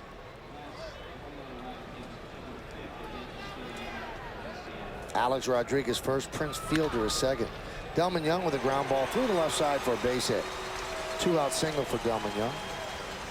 I wouldn't say you bank your team around him, but I'm sure there's some higher revenue team that would find him fit in nicely. American League team, do a little DH, first base. 11 million is a lot of money. I mean, Scott might be asking for that. Who knows what he's going to get? But do you give a guy $11 million off one good year? And he's not signing a one-year deal for 11. He probably wants 3 or 4 or 5, but we'll see. It'll be a lot of interesting things this offseason. There's Greg Norton.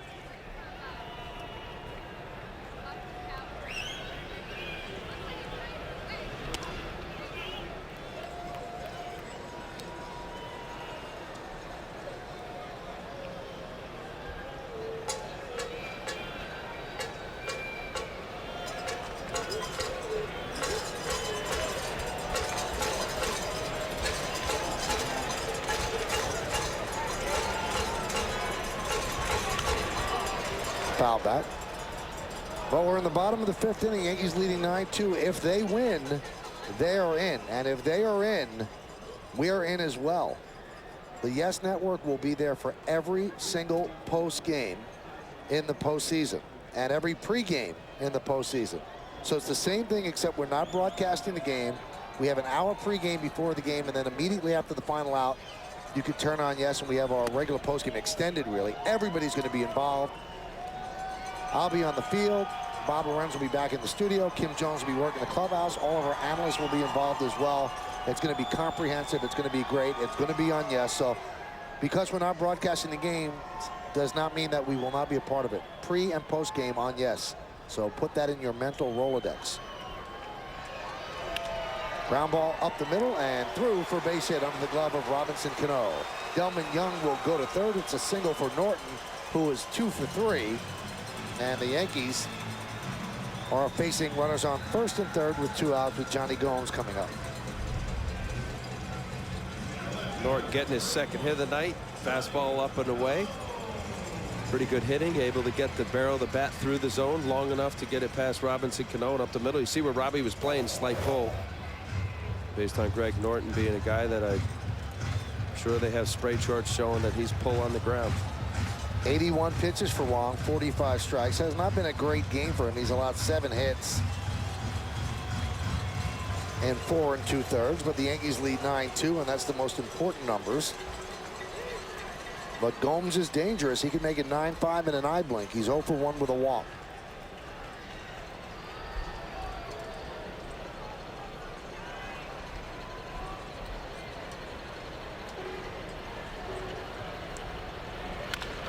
Grounder, third. Backhanded by A-Rod, but it's a foul ball.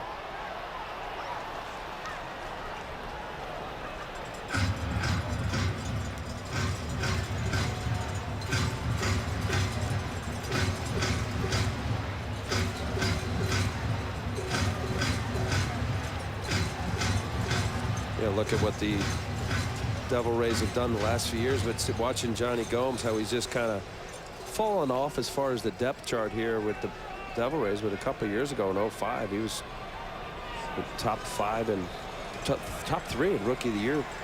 21 home runs. Last year, 20 home runs. Solid player.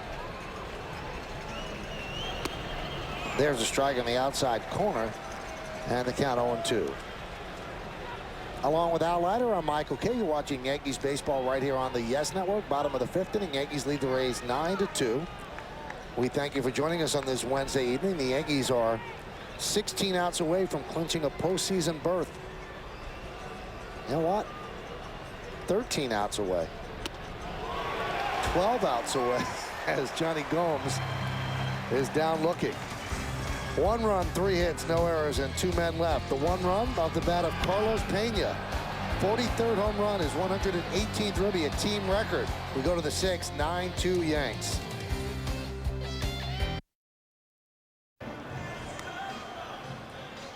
Hey, this year, when you're out of town and out of the Yankees broadcast area, you can still watch Yankees baseball. How do you do it? Well, you log on to MLB.tv, and you can watch the game on your computer via the internet live. For more details, visit Yankees.com, where baseball is always on, except when blackout restrictions apply. You should get one of those with cool. you, and have your son face you. How great would that be? That would be great. But have you ever swung a bat? Yeah, I've swung a bat. No, this is neat stuff. That is great. And it's timing perfect.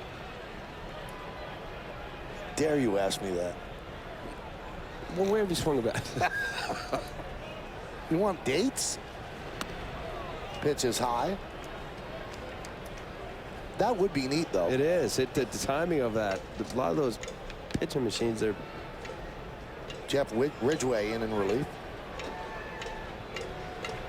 There's a strike.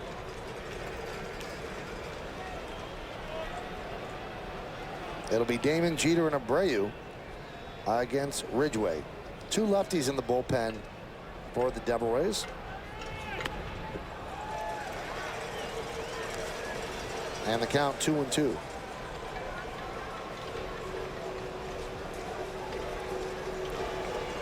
See, they give those out. They give them out. They promote that sound. They had cowbell night here at Tropicana Field. Maybe more people don't come because they can't stand the sound of the cowbell.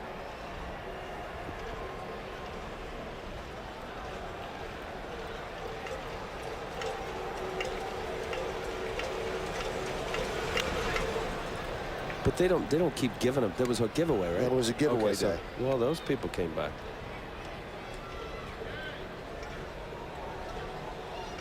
That's how I picture the sound, the constant sound in Dante's Inferno.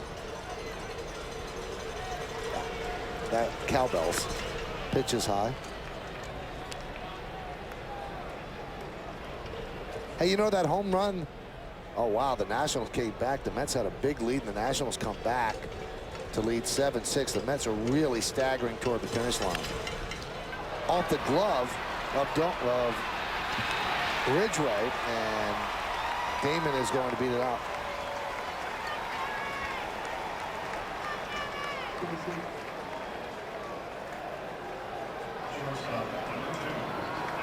Anyway, the home run by Pena is significant because Yankee starters had gone 110 consecutive innings without allowing a home run. The last one they allowed was September 5th against Seattle. That's pretty amazing.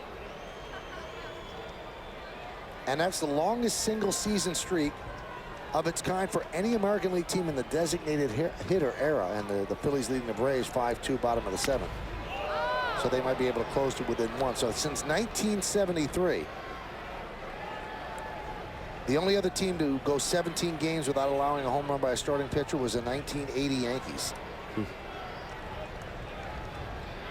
And they did that the last 17 games of that year. So the home run by Pena against Chen-Ming Wang breaks that streak. Jeter takes a strike. They're going to give Damon a base hit on the ball off the glove of Ridgway.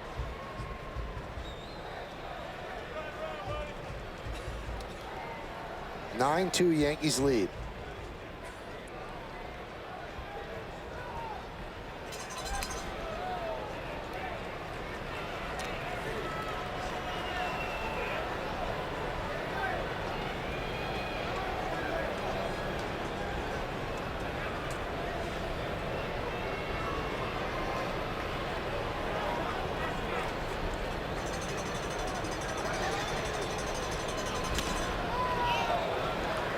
Derek has 2 RBIs tonight. He extended his hitting streak to 13 straight with a home run on the 4th. That tied the game at 1.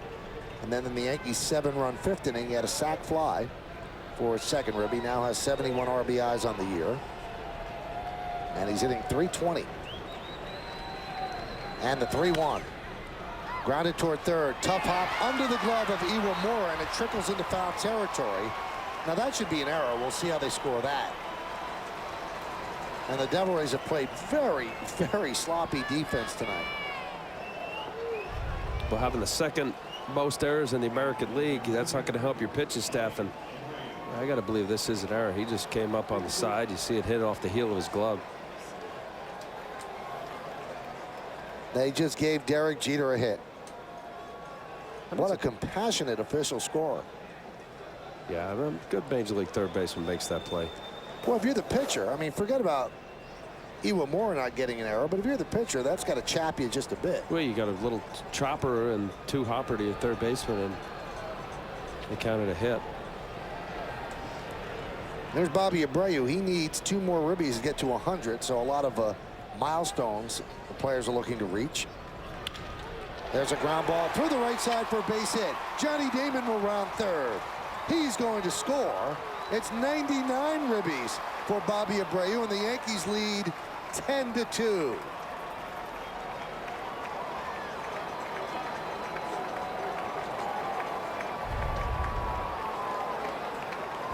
Bobby Abreu, you see how far off Jeff Ridgway threw that ball and got into sweet spot down and in. But watch this throw from Delman Young. All series long, he's got a fantastic arm, and he airmails it to the backstop. With this AstroTurf, take advantage of a hop off the turf. It gets there quickly, and you get your catcher or the cutoff man a chance to field it. You need to show it off, but give him a chance to catch it. Well, Jim Hickey goes out and talks with Jeff Ridgway.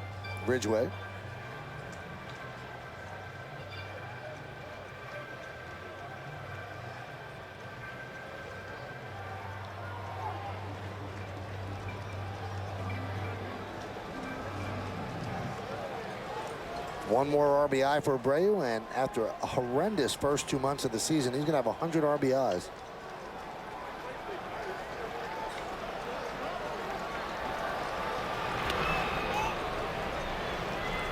Shows you the balance now with the Yankee lineup. Earlier in the year, when they weren't all clicking on all cylinders, but Bobby Abreu hit, the Yankees won. When he didn't, they lost.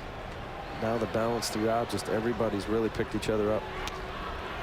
Pitch outside and the count 2-0. Earlier in the year, it was pretty much the offense was A-Rod, Jeter, and Posada. And now the balance and depth are awfully tough for any pitcher to face this lineup. They just wear you down.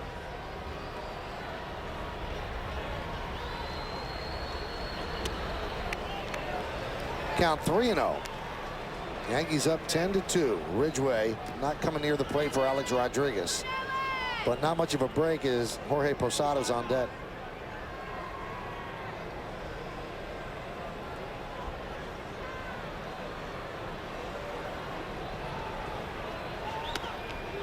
A strike.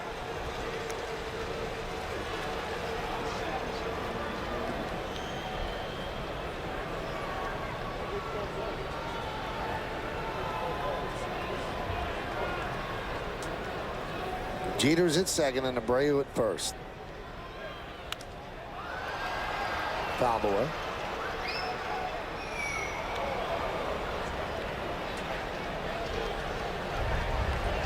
Alex took a big healthy cut. That looked like he might have been flexing his back.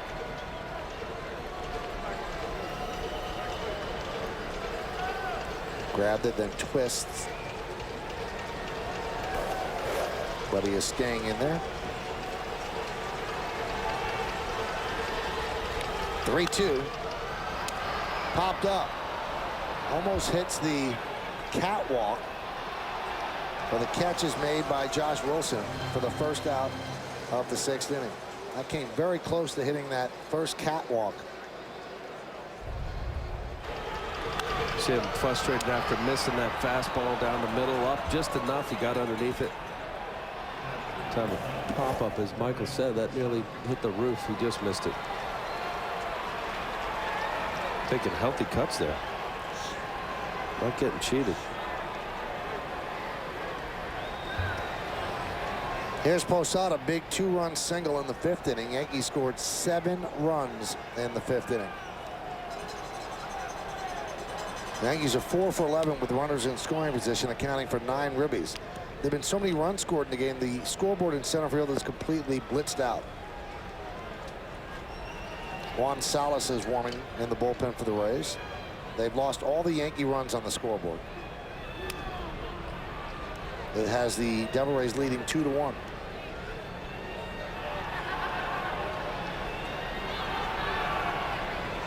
Somebody actually tapped into the computer system, maybe. A little hacker.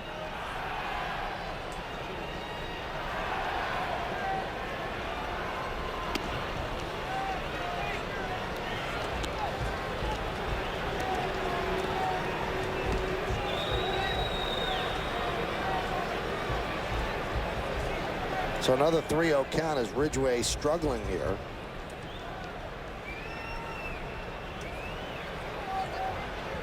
There's a strike.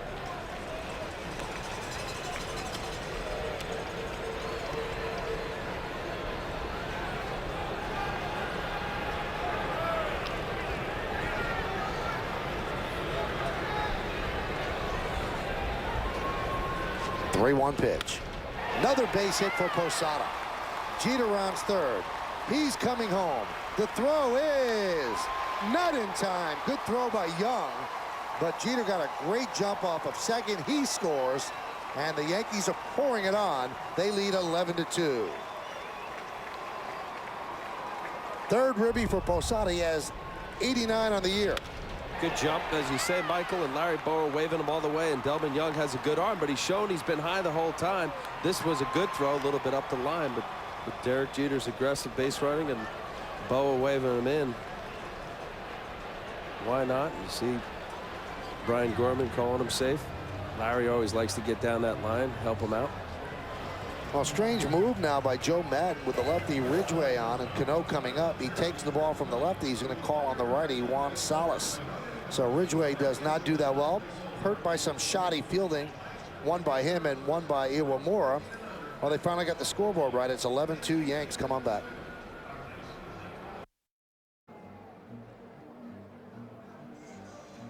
Tomorrow night on Yes, the Yankees close out their series with the Devil Rays before heading to Baltimore to take on the O's.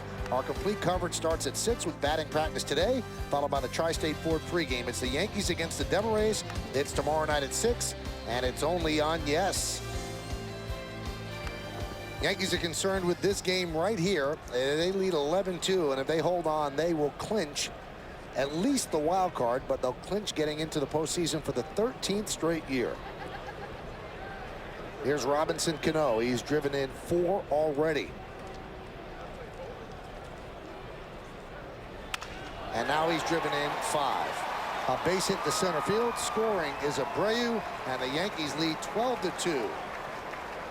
94th ribby for Robinson Cano. And you think he wants to get to 100? Yeah, I think so. That would be a nice number for him. Certainly charging, isn't he? 5 tonight. 5 RBIs. Is that 6 more? He needs 6 more in 4 games. Now Joe will start resting players, but he is very aware of milestones. Here's Shelley Duncan. He had a double off the glove of Iwamura in the 5th inning.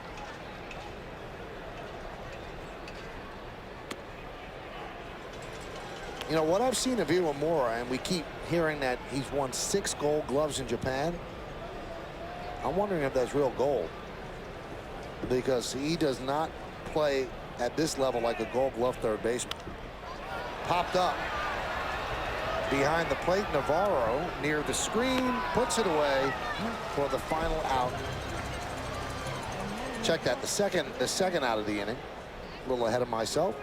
So there are 2 down, and that'll bring up Doug Minkiewicz.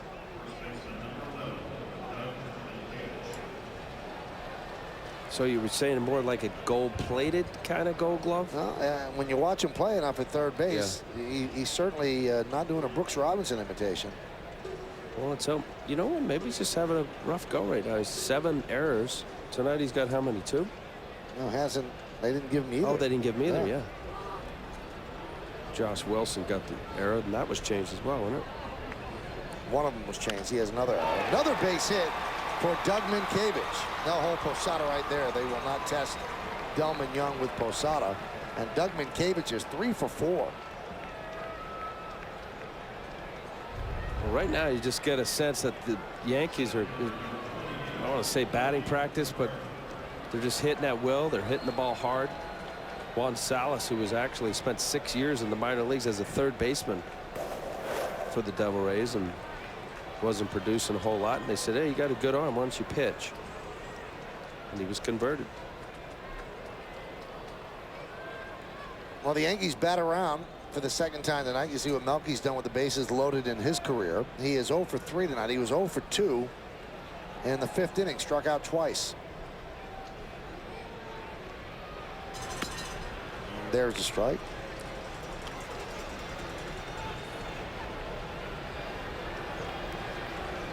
And Melky definitely would like to climb aboard this hit parade now. The Yankees up 13 hits. Not even through the 6th inning.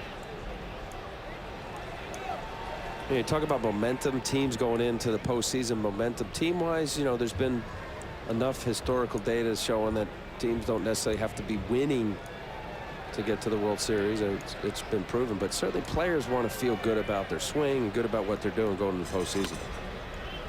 And whether it's a pitcher who's been struggling, he gets a scoreless inning or two at the end, or a hitter who's got, you know, hit here or there, but he's been dealing with,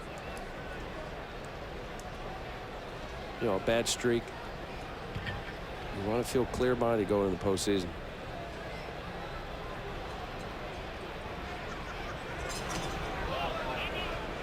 Count 2-1.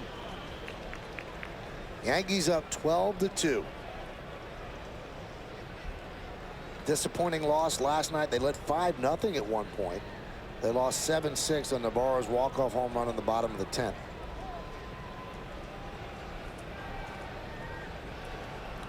The 2-1. 2-2. Yankees tonight are 7 for 15 with runners in scoring position, accounting for 11 RBIs.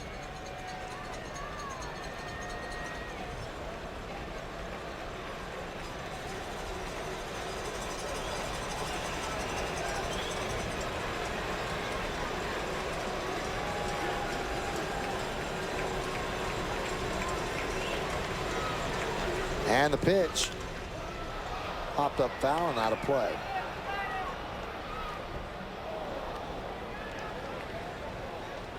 Chien-Ming Wang sitting on the bench for a long time, but he'll take it as the Yankees have scored 12 runs over 3 innings, 2 in the 4th, 7 in the 5th, and 3 here in the 6th. So he's heading toward his 19th win of the year, second straight season with 19 wins. 2-2. Ground it to Pena, and he will flip to Salas covering, and that will do it here in the 6th. 3 runs, 6 hits, no errors, and the bases are left loaded. We go to the bottom of the 6th inning, 12-2 Yanks. Here's a word from our friends at Fox News Channel.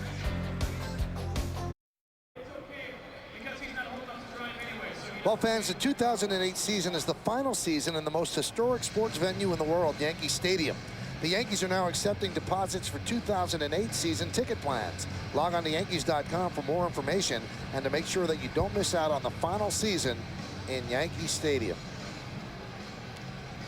A lot of Yankee fans here at Tropicana Field, and they are hoping to see the Yankees clinch a postseason berth.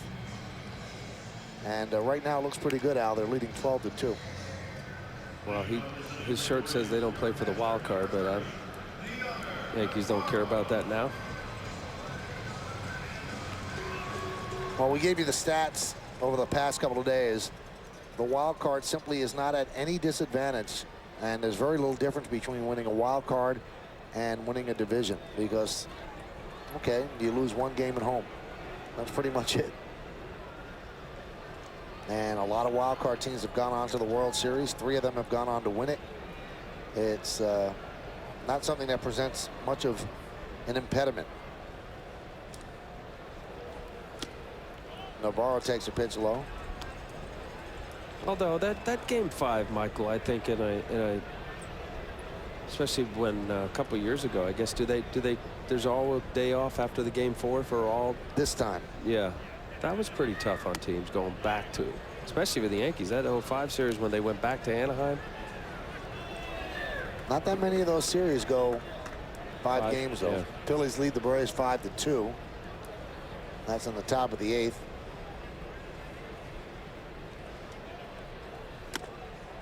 Along with Al Leiter, I'm Michael Kay, and you're watching Yankees baseball here on the Yes Network. We thank you for joining us on this Wednesday evening. If you just tuned in, you've missed a lot. The Yankees lead 12-2. Robinson Cano with 5 RBIs, now 94 on the season. 3-0 to Navarro. How tough is it to sit on the bench that long? And is there any way to counteract getting cold? Yes. Well, for one, you could put heat on it, and Wong puts a towel around him. I always used to wear a jacket, even though in here it's air conditioned and cool. You still get hot enough.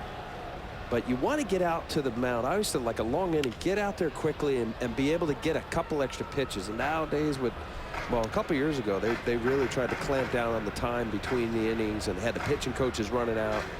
I think they've laxed off on that, relaxed a little bit on that. But anytime you have a long inning, get out there. You tell your catcher, hey, I'm going to run out there and let's try to get more than the 8 pitches.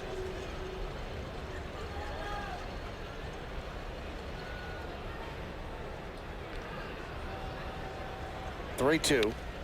Now this is strange, but there's a lot of the new ballparks out that right off the dugout, you've got a batting cage. Is there any way that a pitcher would go in there and throw some during the inning? And you see Luis Vizcaíno warming. Yeah, the guys would go down there, but they wouldn't throw to somebody. There's usually a bucket of balls, and you could just throw into a net. Right. Yeah, I'm trying to think if I ever did that or I saw guys doing it. Yeah, I would see that. Guys go down there and throw a little bit. Navarro pops it up. A-Rod makes the play. Reminds me of when I went to Japan for the Japan series. They warm up down there. They don't have bullpens down the side, and they warm up underneath, and you don't know who's coming out, and all of a sudden the reliever comes running out of the tunnel. It was odd. The warm-ups are all done underneath. I like that.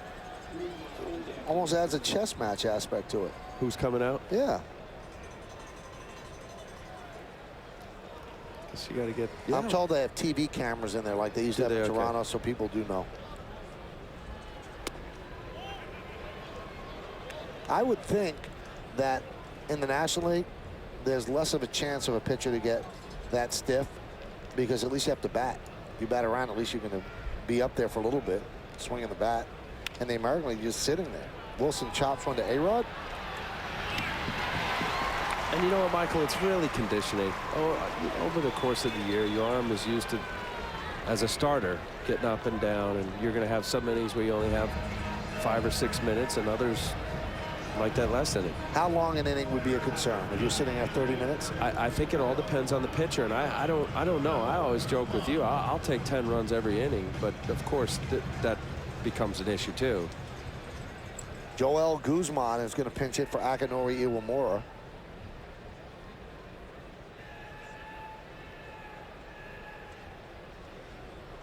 On the bottom of the 6th inning. And a quick inning for Chin-Ming Wong. Tough hop for Jeter. He stays with it. And a 1-2-3 inning for Chin-Ming Wong and the Yankees. So the Yankees are now 9 outs away from clinching. We go to the 7th inning. It's 12-2 Bombers.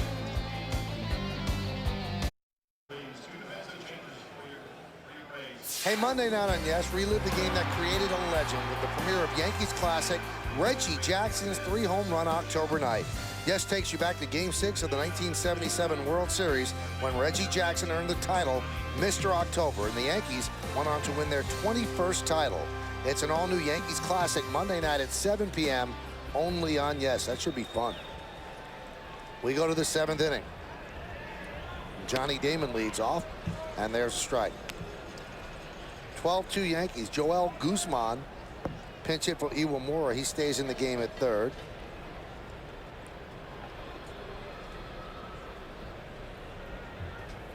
And there's a new center fielder, Justin Ruggiano, taking over for B.J. Upton. There's Justin.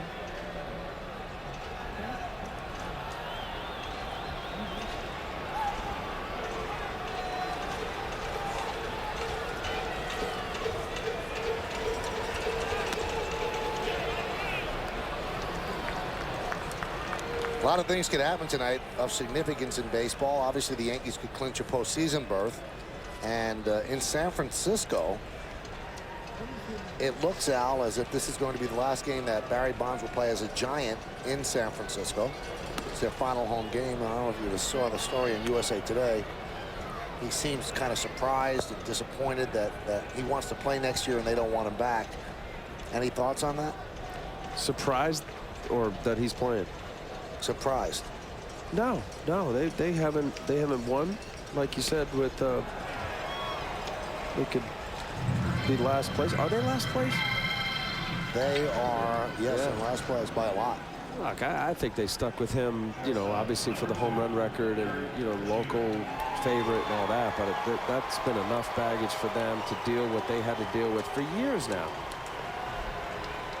And no, I don't think they're going to say good riddance, but I think that, you know, time's right. And he's not a spring chicken anymore. I imagine he wants to get another year or so. What'd you say, 3,000 hits? He needs 3,000 hits. I think he's about 70 away.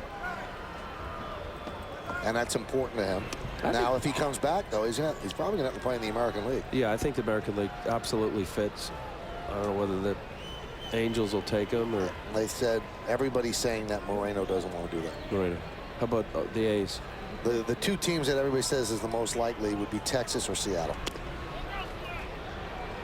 Texas. Hicks likes him. Hit a lot of home runs in that ballpark.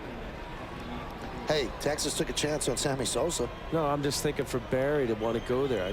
Right, he wants to stay on the West Coast, but I don't think that that's going to be an option because the A's have a much cheaper option, and Jack Cust is a DH.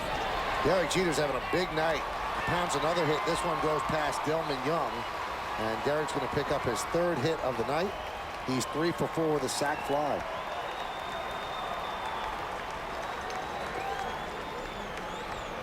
Well, it took a night like tonight for most of these Yankee hitters to get hot and feel good about what they're doing. And Derek is back to his patented swing of pulling his hands inside, going to right field, and getting some line drive swings out of it. He's done that all night tonight. Well, it was actually his first pitch. He struck out in his first at bat against the starter, J.P. Howell. Sat on a first pitch curveball, hit a home run to left field, and has really been swinging the bat well the last couple nights. Jabba Chamberlain warming for the Yankees.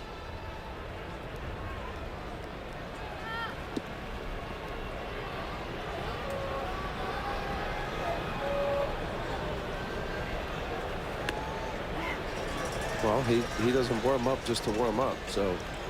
That's one of the rules. If he's going to warm up, he's coming in. Which is huge for relievers. To not have to get up and sit down. Dry runs and then get in the game 2 or 3 innings later. Well, timeout. He just threw the ball away. And Abreu flinched. He didn't know the ball was on the ground. He thought it was in the air. And he put his hand up to his head.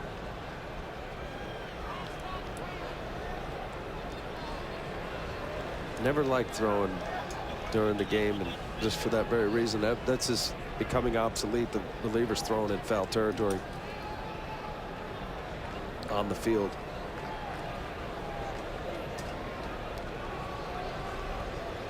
Several years ago, the bullpens, pretty much all of them used to be down the line.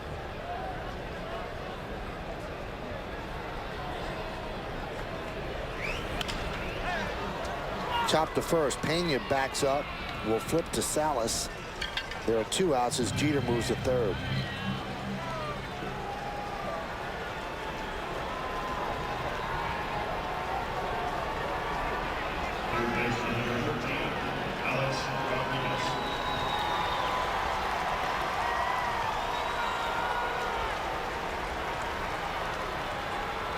Here's A-Rod. A-Rod today struck out looking, walked, was hit by a pitch, scored a run, and popped to short.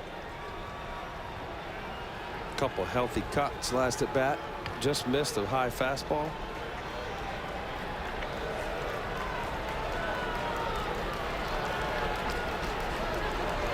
A-Rod's home run yesterday hit the catwalk. It hit the second catwalk. Now, if it had hit the one before it and dropped down on the field, it would not have been a home run. It hits the second one, it is. And he said, if it hit the other one, that would have been a ball in play. He said, I would have walked on to Miami. He said that's how ticked off I would have been. No, the second one being... Second one from the top. But he hit the third one from the top. Phillies ended up winning that game 5-2, putting pressure on the Mets. We'll continue to monitor the Mets score against the Nationals. The one closest to the center. So this is the second one. That's the third one. Right. Okay. So it hit the second one from the end, which would be the third one that you just said. And then actually dropped down on the field, but that is considered a home run. Some wacky ground rules here in Tropicana Field. The first indoor stadium was the Astrodome, and the Yankees played an exhibition game there. And the Mets are trailing the Nationals 7-6, top of the 7th, so their lead could go to 1. Mickey Mantle in the first exhibition game hit the roof. And they said, oh my goodness, we didn't build this high enough, because they'd never played ball in an indoor stadium. But it was Mickey Mantle. That's why he hit the roof. But it was wow, that's never a problem again. No, right? Was that the only time ever? I'm not sure it was the only time, but it never became a habitual problem. The 2-2, swing and a miss, and A-Rod is down on strike. So the Yankees do not score here in the 7th. No runs, a hit, no errors, and one man left. Java Chamberlain is heating it up. It's time for the 7th inning stretch. Yankees lead 12-2.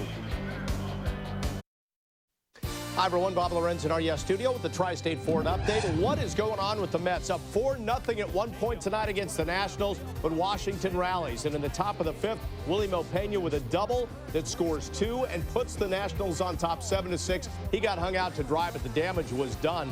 So the Mets losing right now. Meantime, the Phillies beat the Braves 5-2. So the Phillies right now within a game and a half of the Mets in the East. If the Mets lose, that'll just be a game separation. Michael? Bob, it's just an amazing thing that's happening to the Mets. Al, you know, you spent a lot of your career there. This is just one of the great collapses of all time, and they can't seem to right themselves. Could be. You're right, Michael. And that, I mean, now the way that we're talking about the wild card and the American League wild card is going to be wrapped up here tonight, but they better watch out. The NL East there. If the Phillies now one game back, they got San Diego at 86 wins, Mets at 87. There you see Jabba Chamberlain's number just off the charts. 21 2/3 innings, 10 hits, fantastic, 31 strikeouts. And he's got a whip under 1, 10 hits, 6 walks. That all translates into total domination right there, folks. San Diego's 86, 85 wins, so that's going to be interesting those last couple If days. they drop out of first place, they have a chance to not make the playoffs. Not make the You're right. playoffs. They have a chance, which would be just unprecedented. No team is led by 7 games with 17 left to play and blown it. And they would be the first. If, well, they have the Marlins coming in. And that seemed like it got them healthy over the weekend. We'll see. Well, Jabba Chamberlain comes on. And he will face Valandia, Pena, and Ruggiano. Wong did a pretty good job tonight, Michael. 7 hits. It wasn't his patented performance of low pitch counts. He did have 3 walks, 6 strikeouts, a little unusual for Tim Long. Blew it right by him. 0-1 now. If the Yankees clinch tonight, and if they hold on to the 12-2 lead, they will.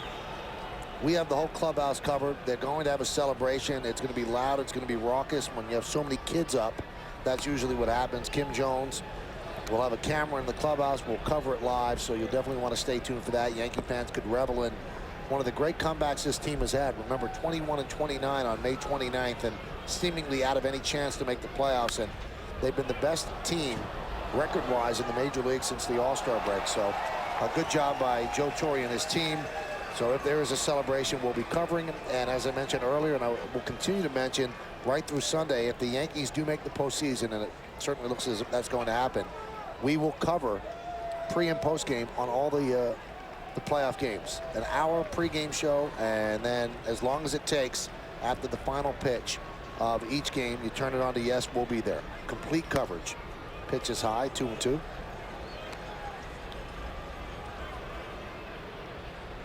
Yankees have made 505 pitching changes this season. That's an American League record for a single season.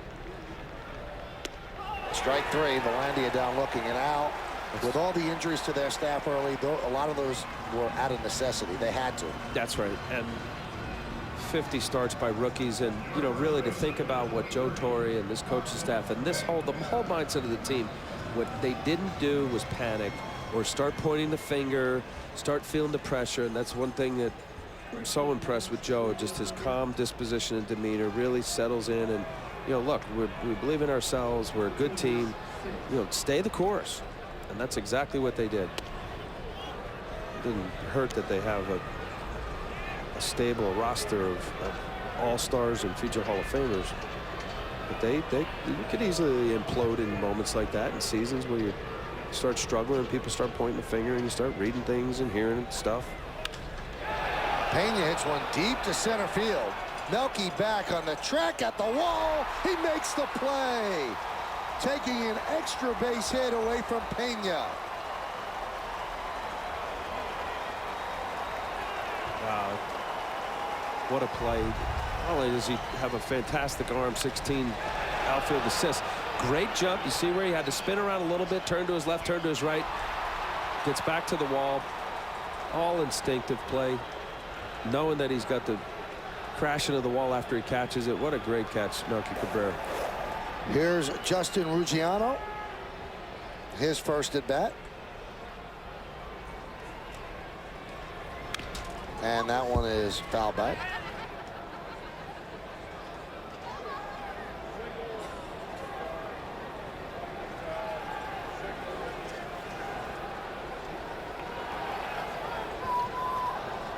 Still looking for his first major league hit. He's 0 for 3.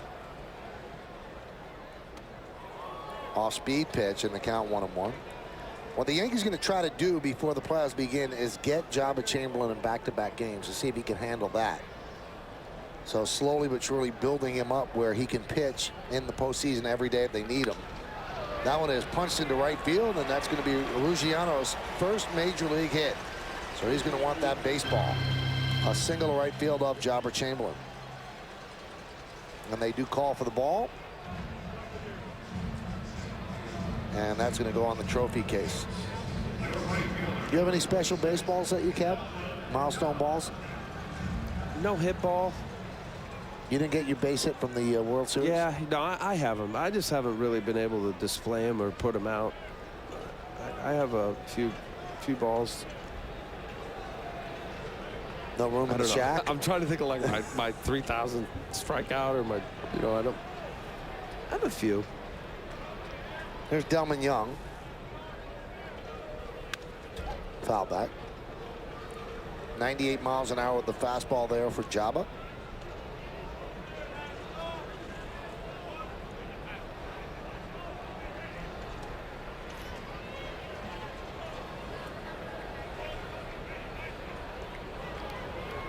Cleveland leads Seattle 12-4 in the 8th inning. First game of the doubleheader. And it's becoming increasingly clear that the Yankees are going to end up facing the Indians in the first round of the playoffs, with the Red Sox facing the Angels. Nothing is set in stone yet, but that's certainly where the standings are leaning. The 0-2. That one gets past Posada. Moving to second is Ruggiano. Wild pitch.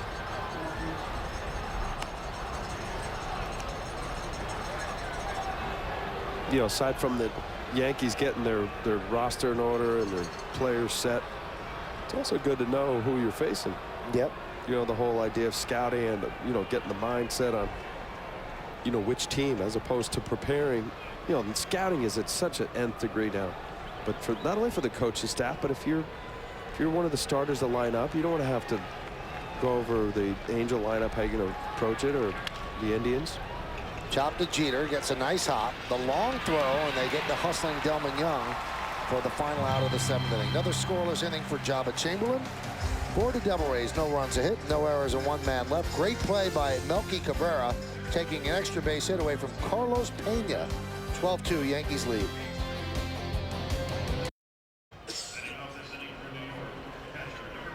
Hey fans, tonight throughout the Yankee season on Yes, we're allowing you to vote along with the two of us here in the booth for the Chevrolet Player of the Game, and now you can enter for a chance to win World Series tickets as well. Text your vote to 58772, and for more information, visit ChevyOffers.com. You can vote right up until the end of the game. Vote now.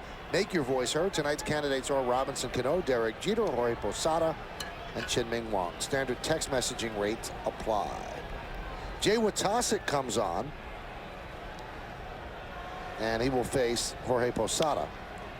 Posada swings at the first pitch and pops it up behind the plate and out of play. Posada familiar with Watasic, who used to be a Yankee. Jabba Chamberlain getting some counsel from Roger Clemens.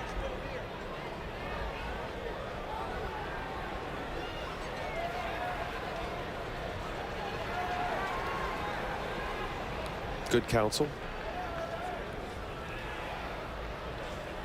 Counsel, where the counsel is 23 years older than the student. Watasic missed 38 games with a right elbow strain.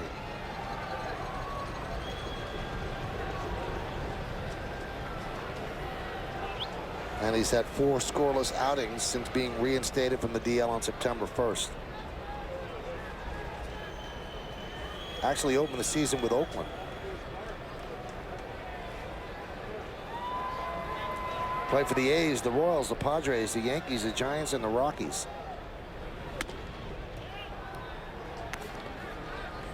I remember when I first started as a broadcaster, Al, my first year, and you see Chris Britton warming.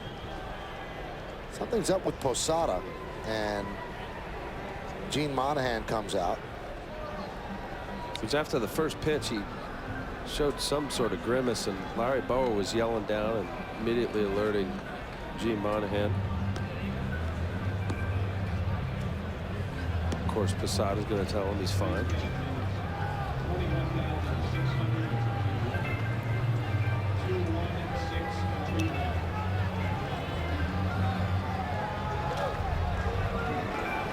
Let's see if we can catch anything.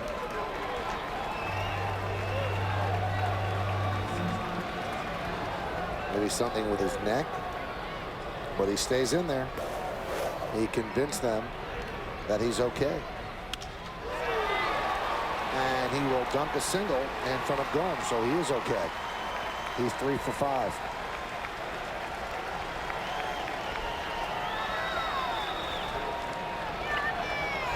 And again, he grabs the neck. What a season for Posada. 3 for 5. And he has 3 more ribbies tonight. He has 89 on the season.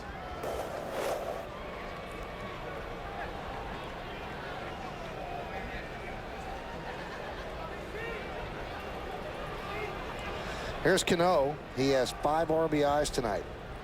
94 on the season.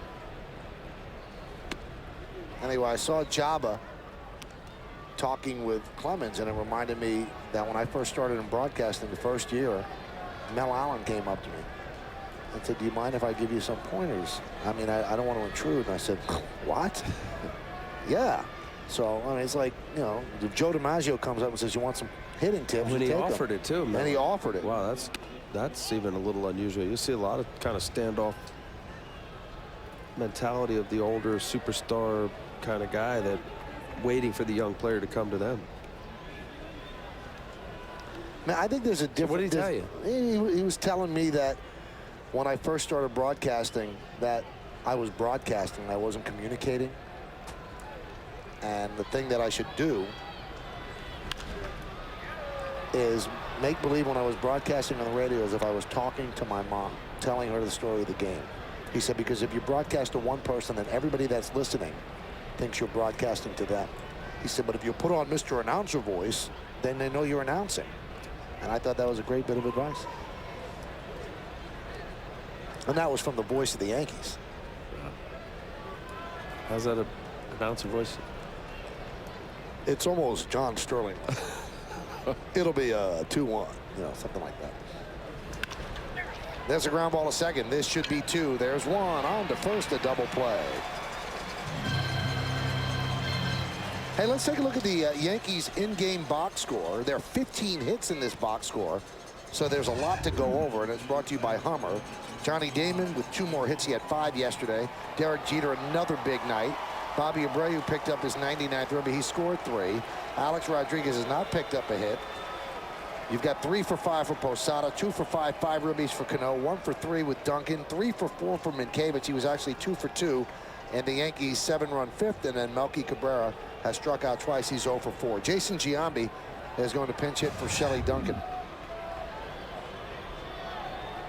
And Posada assuring everybody, hey, I'm okay. You know he wants to be out there when the Yankees clinch. That's probably why he refuses to leave. And you can see he's putting on his gear, so he's ready to go back out there. Now the Yankees are trying to get Giambi straightened out because he has not looked great. He hasn't played that much. So they want to get him enough at bats that he becomes a factor in the postseason. Fouled away.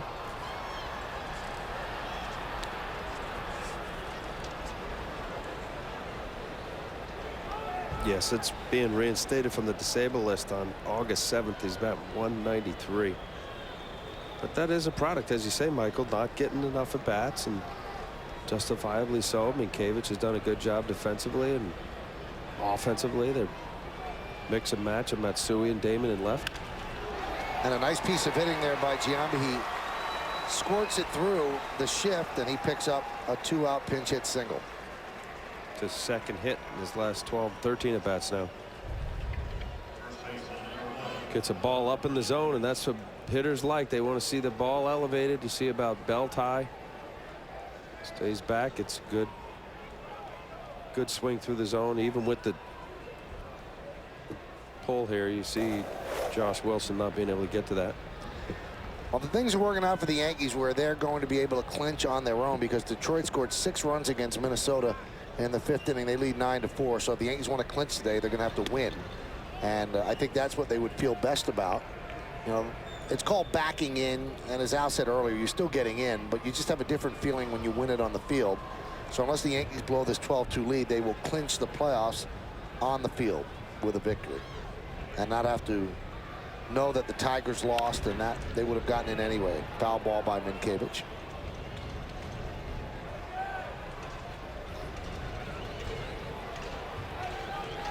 And there is that score.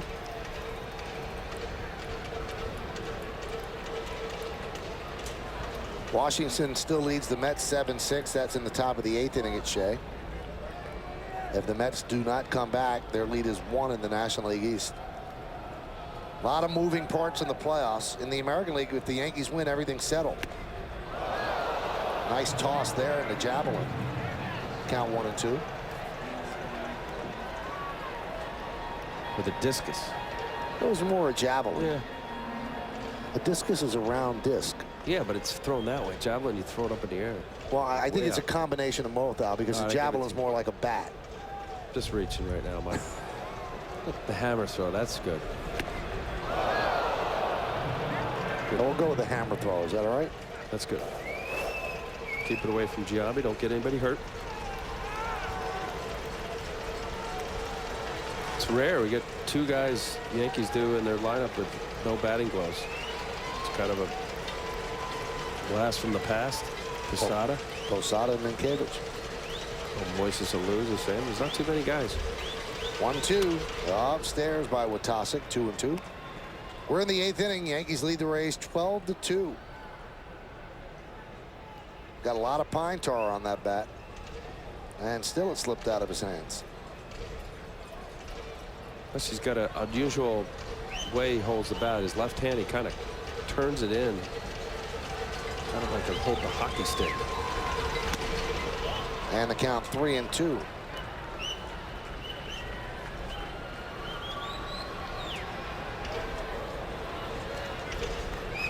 Called the door knockers. You're supposed to line up your knuckles as the door knockers. These knuckles, let's see if we get it. They're not lined up at all. No. He wraps the front hand. This knuckle and this knuckle should be lined up. And it worked. Another base hit from Minkiewicz right down the line. Giambi is at third. They're going to hold him right there. Minkiewicz picks up a double, and the throw goes wild. Here comes Giambi, and he is out. So a wild throw by Delman Young. but a backup by Guzman, and then he fired to Navarro to get Giambi trying to lumber home. But for Minkiewicz, it's his 4th base hit of the night. Here's the final out of the top of the 8th inning. Yankees don't score despite getting 3 hits. We go to the bottom of the 8th, 12-2 Yanks.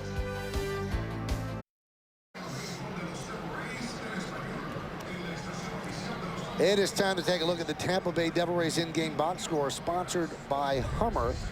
8 hits in there, one by Iwamura, a triple in the first inning. He eventually scored a run. Carlos Pena hit his 43rd home run. He has 2 RBIs, and now a team record of 118.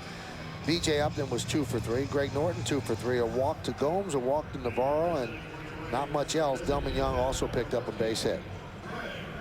That's tomorrow's starter, Scott Kazmir. He'll go up against another youngster, Phil Hughes. And here's Luis Vizcaino as Chamberlain went 1 inning, 1 hit, 1 strikeout, did not allow a run. Chin-Ming Wang went 6 innings. And those are Vizcaino's numbers.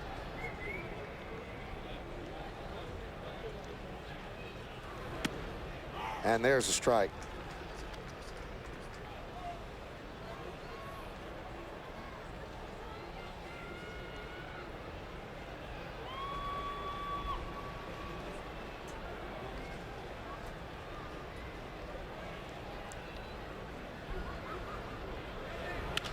Line drive, base hit down the right field line. 3rd base hit for Greg Norton. Digging it out of the corner is Abreu, and Norton is on second with a double. This is something the Yankees have to get straightened out, Al. They've got to get Luis Vizcaino right. He's been bothered by a little bit of a tired shoulder. It started out as a stiff shoulder, but now I guess this is too late to be running into the wall, right? Well, if he is bothered by that, this is not a good time. You're right, Michael, and I know that Ron Guidry has been trying to give him the right time off and let these guys that, as you say, it can't be just Jabba and Mariano and in winning or close games. They need Vizcaino to be well. They need Farnsworth. Malone looks like he's doing a good job. Johnny Gomes hits one deep to left field. That ball is gone. A home run for Gomes, a 2-run shot. And the Yankees now lead 12-4.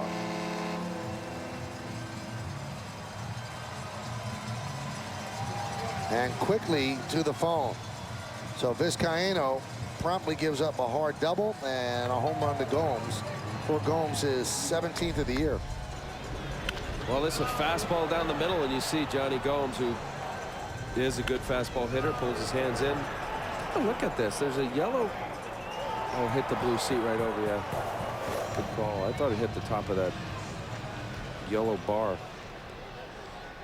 You're right, Michael. They got to get him right. And so far, the double down the line to Greg Norton and Johnny Gomes, those were both fastballs. And the one pitch to Norton was in the upper 80s. And when Vizcaino is right, he's in the low 90s with sharp slider.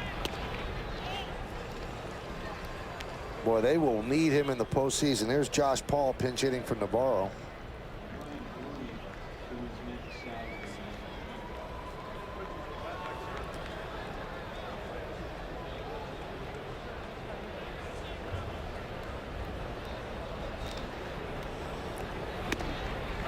There's a strike. Now the Yankees are leading 12-4, so they're well on their way to clinching their 13th straight playoff appearance, and they are going to celebrate, and they will celebrate hard in the clubhouse after the game. And yes, we'll be there. Kim Jones working the clubhouse. The cameras are there. You'll see every spray of champagne, every head that's going to be doused with champagne and beer, and we will be there chronicling it all. So make sure to stay tuned once the game is over. There's the first out of the 8th inning. And as we mentioned earlier, if the Yankees make the postseason, certainly seems as if they're going to, we will be there for every postseason game.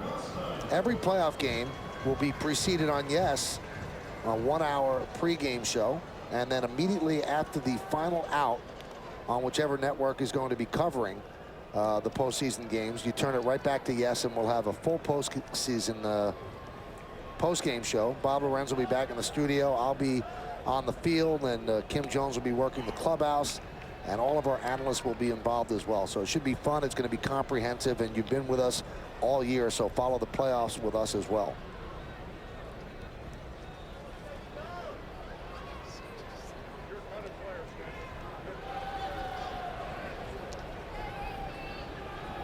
And the 0-1. Wilson fouls it back.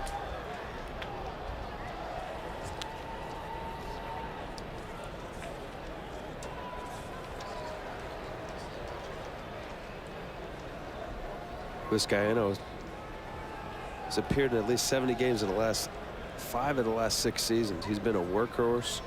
Milwaukee Brewers, Diamondbacks, now the Yankees.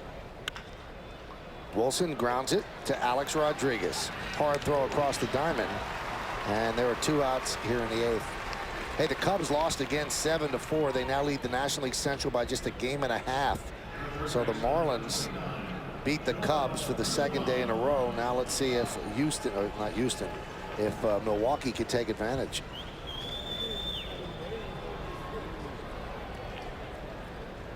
Here's Joel Guzman. He pinch hit for Iwamura in the 6th and grounded to short.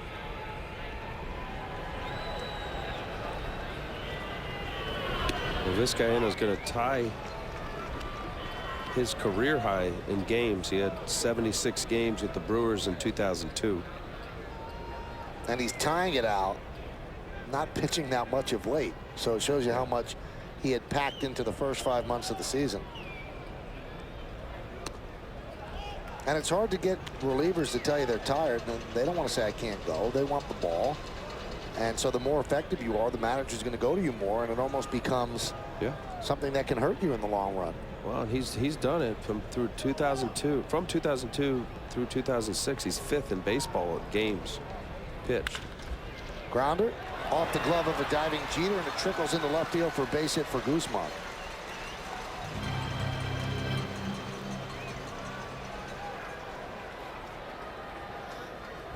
And you're right, Michael. It's such a mentality for these veteran relievers. You see just out of the reach of Derek. Going to his right, he thought he timed it. I don't know with the stretch whether he would have gotten Joel Guzman, even if he did make the play. But these guys want to pitch. They want to get out there, and that's such the fine line, that tightrope of getting guys to work and making sure you get them the rest. Pitch to Belandia outside. Big night for Belandia last night with the grand slam, his first big league home run. His dad, who's battling bone cancer, was actually at the game and actually got a chance to see his 32-year-old son connect for his first big league home run. 208 at bats. Ground ball left side and past the diving A-Rod into left field. So Belandia picks up a base hit and Guzman moves to second.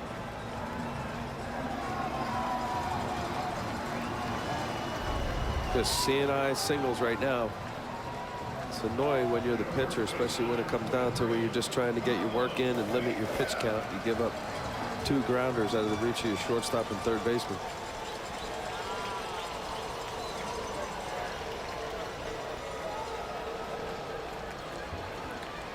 Yankees in the dugout talking it over whether or not they want to go to the bullpen or allow Vizcaino to work out of it. And now Guidry will go out and talk things over with Vizcaino.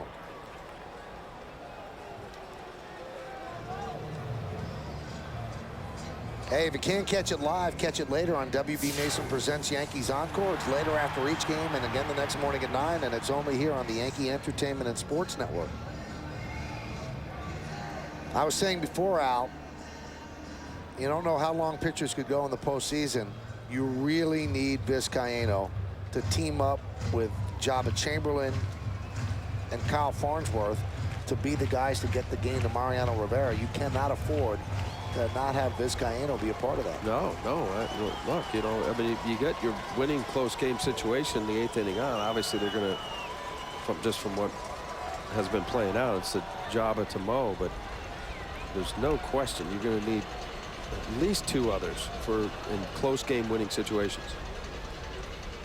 Because not every starter, Michael. It'd be great, you know, for the Yankees to have their starters go 7 innings per start, but I don't know if you can bank on that. Farnsworth pitched so well yesterday, a dominant inning, one of his best innings of the year, working out of the full windup. No one got on base, and he was overpowering. He really was. Yeah, you talk about Jabba rules. There are Farnsworth rules as well. Farnsworth doesn't pitch more than an inning, and he doesn't pitch 2 days in a row because he's not as effective in that second day. And the Yankees discovered that last year. They just don't use him 2 days in a row, nor do they use him 2 innings, because there's a decided drop-off in velocity. Well, I still think all that's thrown out the window when it comes to postseason, to a degree. I think, you know, it's a matter of matchups and getting outs. High pop-up down the left field line. Johnny Damon will make the play, and that'll do it. But a rough inning for Luis Vizcaíno. 2 runs on 4 hits, no errors, and 2 men left. We played 8 full innings at the Trop. It's 12-4 Yankees.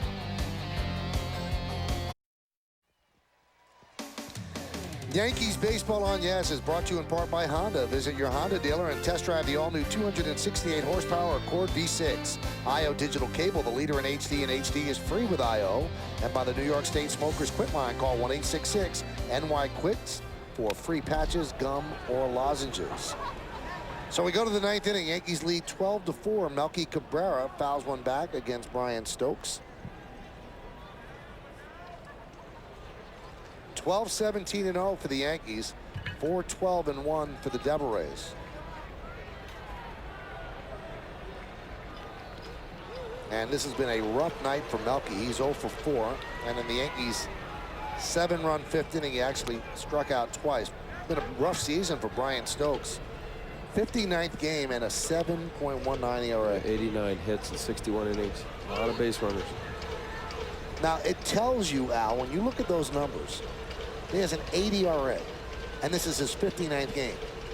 So any team that would use a guy with an 80 ERA for 59 games tells you how bad their bullpen is, because they don't have any other options. They have to keep going to him. Tells you how bad their AAA and their player development. To have somebody, you're right, it's not 15, 20 games. This is a whole season.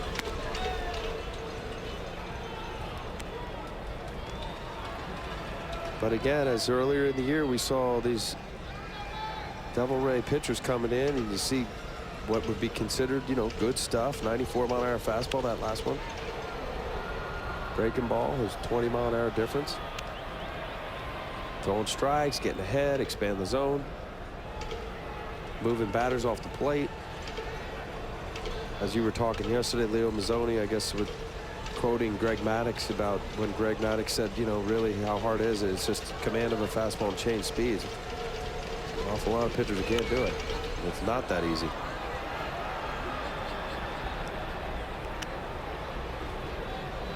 You think it's that a lot of pitchers can't do it out, or do some pitchers overthink that it's really not as hard as they make it out to be, that if they just change speeds and locate the fastball? You just don't think they can? Because through the gamut, and I've been on one spectrum to the other, to really pitching poorly to doing a good job. And you know, there are moments when you're doing all you can, making the good pitches and not thinking, and you know, guys getting hits, or you're being aggressive and pounding the zone and throwing strikes, getting ahead and getting out. It's like, you know, I just think the rhyme or reason to it isn't always consistent with whether you're making pitches or not. 3-2, and he walked it. So Melky Cabrera will reach first. And along the line with Greg Maddux or Mariano Rivera, or, you know, these pitchers that have just unbelievable deliveries, that mechanics that enable them to be in position. Yeah, maybe so. But, you know, a lot of that comes from, you know, I think of Dontrelle Willis when I played with him and with the Marlins. I said, where'd you get that from? He said, when I was a little kid playing stickball with my buddies, I used to have a big leg kick to hide the ball and deceive the batter with the stick, because they used to hit it. I said, you came up with a big leg kick and turn? Yeah, because when I was just doing a nice little delivery, putting it in there, they were hitting the tennis ball. And you know, he created his mechanics. Now, when you look at Dontrelle Willis, you say, wow, there's a lot of moving parts. To be consistent is awfully tough. Line drive, base hit for Johnny Damon. 3 more hits for Damon. Cabrera will go to third. Damon goes to second with a double. 5 hits last night, 3 hits tonight, and Johnny Damon is on fire. Yankees have runners on second and third, nobody out. And what a great time for the Yankees and Johnny Damon, for him to be on fire. This ball down the middle, and again, hitting off his front foot, fastball outer half, not trying to pull the ball, keeping his head down, driving the ball to left center. And anytime hitters are struggling and for them to get out of it, they do exactly what Johnny Damon's done tonight and last night.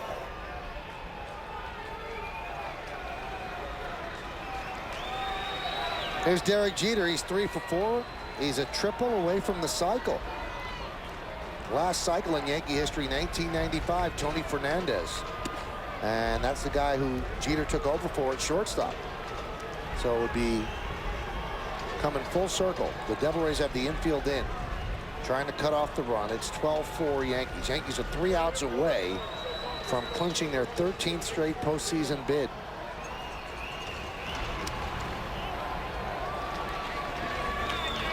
I know Derek Jeter's not thinking about it. He probably doesn't even know that he's in position for it. You don't think so? I don't know. Derek, if he does, he hides it well, because he does give the golly gee shucks of just playing ball and trying to hit it hard. But this is a pretty good ballpark to hit it. That right center right here with the turf. And his swing. Somebody might have told him. I don't know. I would be surprised if Derek actually knows that he's a triple away. We'll never know, because you'll ask him and he'll go, no, I didn't, but I bet you he knows. Yeah, you might be right. Has he ever had one? No. On last Yankees, Tony Fernandez in '95. It's almost as difficult to get a no-hitter it is to get a cycle. They were about even in baseball history. There's been I think a few more cycles than no-hitters. And why is this cycle not revered as a no-hitter, if that's the case? Don't know. Based on percentage, probability. You know what? Because you do it half the time, it's like you don't even realize they're doing it. You know, I mean, it doesn't build up. And although I wouldn't say 4 hits would be lucky, a triple, there's a lot of luck that plays into it. A no-hitter, yeah, occasionally there's a great play that squeezes into the 27 outs, but it almost seems to me like a cycle is a freaky thing.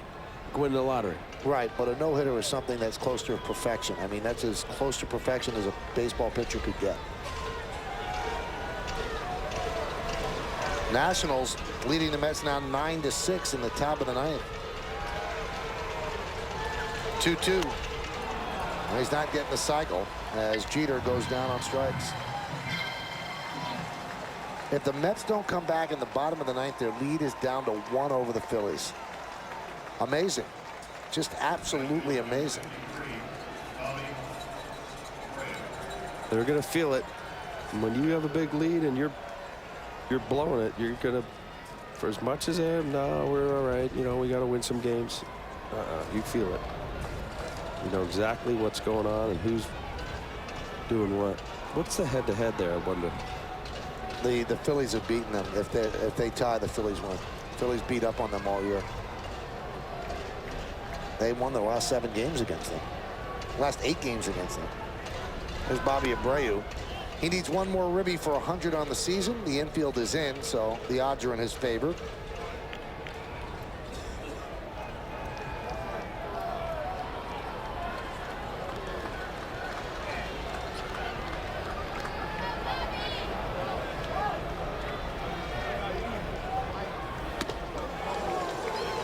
Boy, Stokes throws hard, and you can see why you stick with him. And you can't teach a 95-mile-an-hour fastball, but he's got to have better command.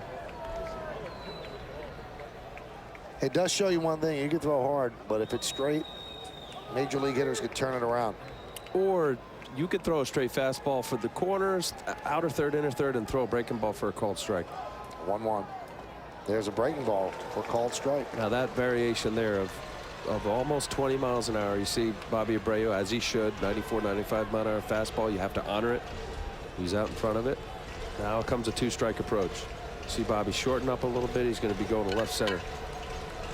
It's going to be Mariano Rivera to pitch the bottom of the 9th inning for the Yankees as they try to clinch their postseason berth. Obviously not a safe situation. The 1-2. 2-2.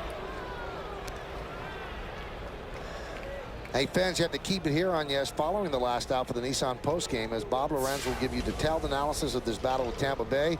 And Kimberly Jones is in the clubhouse dealing with the champagne. Cameras are in there. You'll see all the celebration with the key players, interviews as well. We've got it covered from the first bottle of champagne to the last. It's the Nissan postgame, and it's right here on Yes. The 2-2.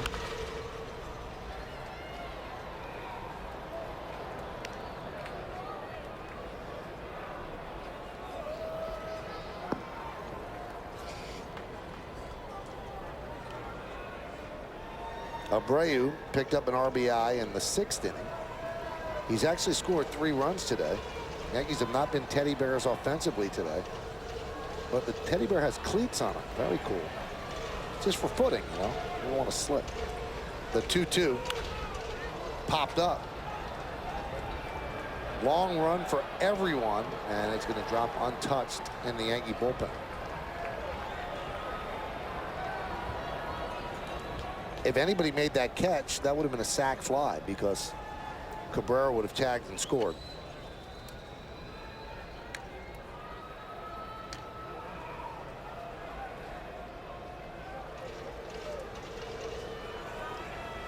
Just seeing Bobby Abreu on the verge of 100 RBIs, and to consider where he was for much of the start of this season. Coming into this year, 302 lifetime hitter. The 2-2 popped up. Backtracking is Guzman, and Bobby will not get his 100th ribby there, and they're 2 away. That'll bring up A-Rod. Just such the importance of knowing that it's a long season, and the Yankees are proving that with the deficit that they've had and coming back to make the playoffs. But how early on, you know, so many people are quick to start writing people off and figuring that they're not the same person. But Bobby Abreu is every bit of what he's shown with the Phillies all those years, and last year with the Yankees.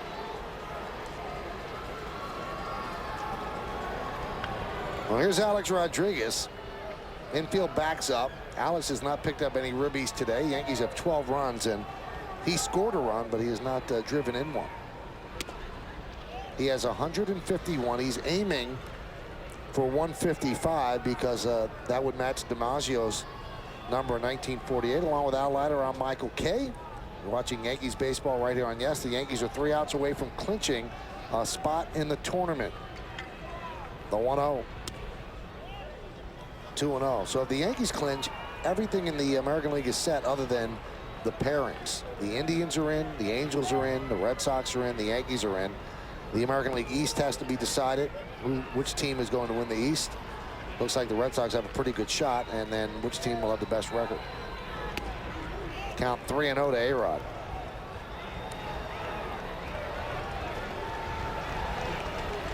And Posada is on deck.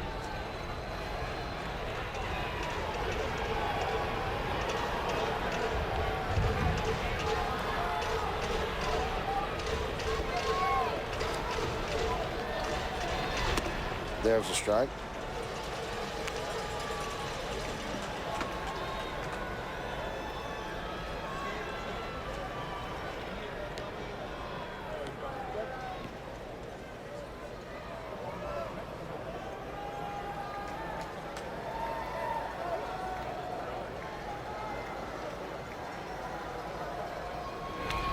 And A-Rod takes a walk. It's an amazing thing about Alex Rodriguez. He has 151 ribbies. He's got 2 RBIs out there, and he refuses to expand his strike zone and swing at a pitch that he wouldn't swing at in a big situation, because he doesn't want to get himself into a bad habit. A lot of hitters there. They see those 2 ribbies, they're going to swing at anything to try to pick it up. Yeah, I think less than you think, Michael. There's some guys that are selfish that way, but I think he knows that in the next 4 games, he's going to get more opportunities. And you're right. It's a good approach. Why swing at some pitches that aren't strikes and get you out of what you're feeling good about? Here's Posada. 3 more hits for Posada. His average at 337. 3 more ribbies for Posada. He has 89 on the year. On-base percentage of .424, .545 slugging percentage, OPS 969. All of the numbers just jump out at you. This is his 500th at bat of the season. And he has 42 doubles. He scored 90 runs. You can't ask for a better season than what Posada's putting together. The 1-1. Fly ball right field. Delman Young is there, and that'll do it for the final out of the ninth. So Stokes works into and out of trouble without allowing a run. No runs a hit, no errors, and 3 men left. The Yankees are going to try to clinch it with their man on the mound. They're 3 outs away.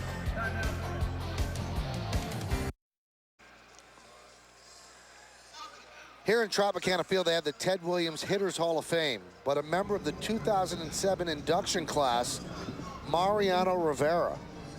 It's almost like they're honoring a guy who turns great hitters into, I don't know, mush. I guess he deserves to be in every Hall of Fame, right, Al?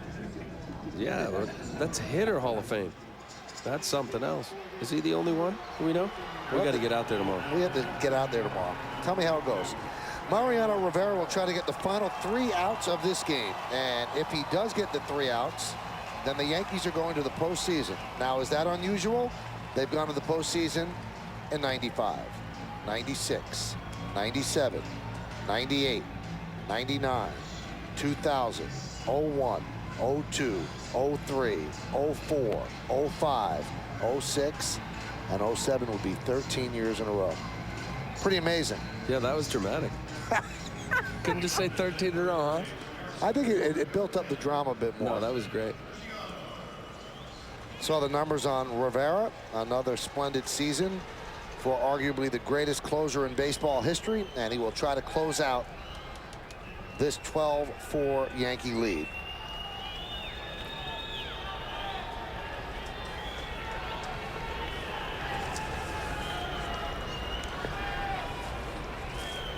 Here's Ruggiano, and there's a strike from Mariano Rivera.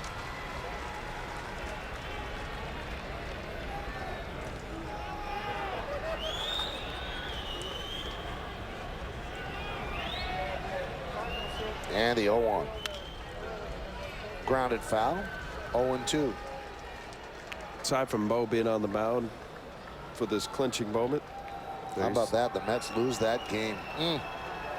Up early, and the Nationals have won 3 in a row against the Mets, and the Met lead is now 1 game over the surging Phillies. Not so much that the Phillies are surging, the Mets just can't win.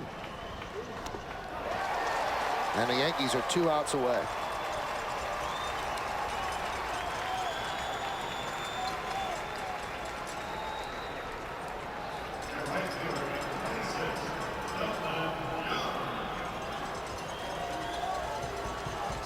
Andy Pettitte came back after 3 years in Houston and hoped to lead the team to the postseason. He's certainly done his part. And he was actually part of the Yankee team that got to the postseason in '95. That was his first year, and that was Mariano Rivera's first year. Pettitte played a bigger role in '95 under Buck Showalter. Mariano, they really didn't know what they had. But the Yankees know now. The 0-1. Delman Young fouls it back, 0-2. This has been a very strange season for the Yankees. At one point, they were 14.5 games behind the Red Sox. At one point, on May 29th, they were 21-29, and they looked to be headed to a non-playoff season, but they rebounded. They brought up young players. Jabba Chamberlain, Shelley Duncan, Ian Kennedy, an infusion of youth energized this team. And in the second half of the season, there's not a team that has a better record. 15-7 in August, 18-11, or 18-11 in August, 15-7 in September. All they've done is win after a bad April and a bad May. 9-14 in April, 2 games under 500 in May, and then it started to pick up. A good June, a great July, August and September, and it all adds up if the Yankees hold on to 91 wins for the Yankees. So a different route to the playoffs for the Yankees this year. Tapped over the mound. Cano fields, off balance throw, and they get Young. And the Yankees are 1 out away. Many people in baseball felt that the Yankees would not make the playoffs after the way they started with the injuries. The youngsters, 50 starts by rookie pitchers, unheard of for a team that relies on veterans. Alex Rodriguez with a magical MVP season, 53 home runs, 151 ribbies, and here they are just 1 out away from getting into the tournament, playing in October. Here's Greg Norton. Pitches outside, 1-0. And there will be a celebration. They will not hold back. We will cover every aspect of it. Kim Jones waiting in the clubhouse right now, a 1-0. And this could do it, a pop-up. Cano is there. He will make the play, and the Yankees win 12-4, and they're going to the playoffs for the 13th straight year. And that coaching staff has a lot to be proud of as this team has battled adversity. They've battled injuries. They've battled big deficits in the standings, but they have persevered. Gutty, gritty, coming back against all odds early and snaring this postseason bid, and that is more relief than celebration by the Yankee brain trust in the dugout. Derek Jeter has known nothing but the postseason his entire major league career, and the captain celebrating with his teammates, and the Yankees are going to be playing in October this season one more time. I got to believe, Michael, this has got to go down as, if not the most satisfying, certainly one of the most satisfying, just from all the things that you just said. This is the last out. The smile on Cano's face even before the ball settled into the leather, and he's been a big part of the second half resurgence. Now, under no circumstance do you want to paint the Yankees as the little engine that could, because this is a big-time team with a lot of superstars. But Jorge Posada has been a huge part of this, and those superstars did step up. They battled through all the injuries to the pitching staff.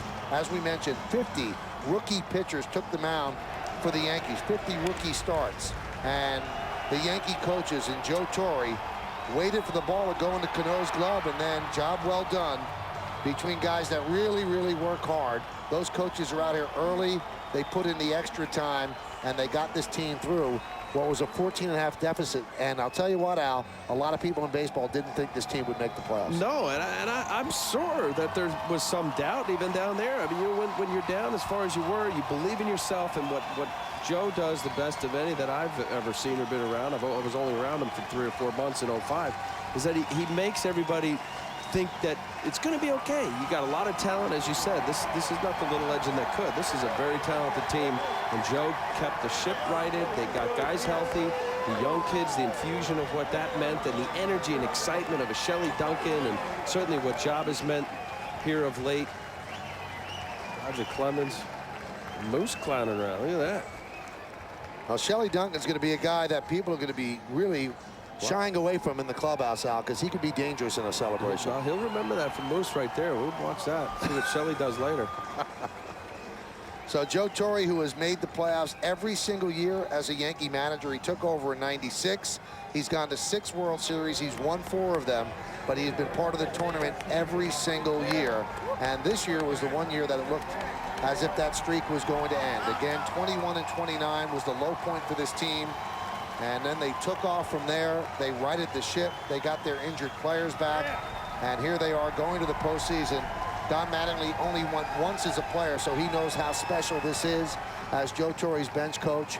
And the Yankees now will head into the clubhouse, and the champagne has been on ice yesterday. That walk-off home run by Diana Navarro put a cork in it, but the corks will get popped tonight, and the Yankees will celebrate into the evening, maybe even the early morning. It's got to feel good. And if there's ever a time with athletes and teams, Michael, you want to prove to yourself, of course, but when they got down and enough of the negative talk and the things that were justifiably so during May, you know, to get in that clubhouse and say, yeah, we did it. Not like we're going to show the world thing, but this was very satisfying. We'll see how satisfying it is. We are going to go into the clubhouse. Kim Jones will braid the champagne. We will show you the celebration inside. This was the celebration on the field. The 3 outfielders get together. Job well done. Yankees win 12-4. They go to the postseason for the 13th straight year.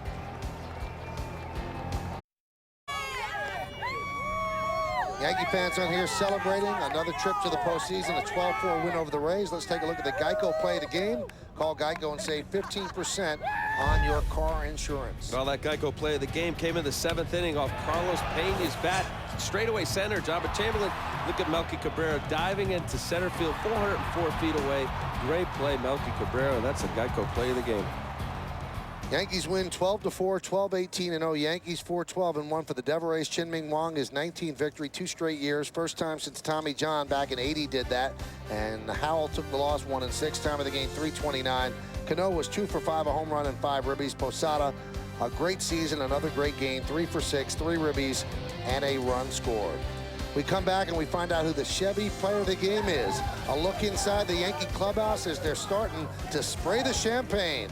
Stick around, you'll be part of the celebration right here on Yes.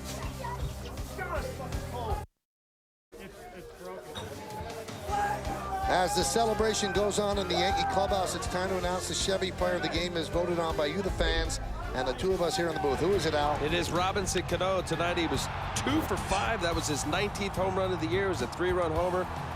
Ended up with getting another RBI with the 5 RBIs for the night. Robinson Cano was the Chevy player of the game.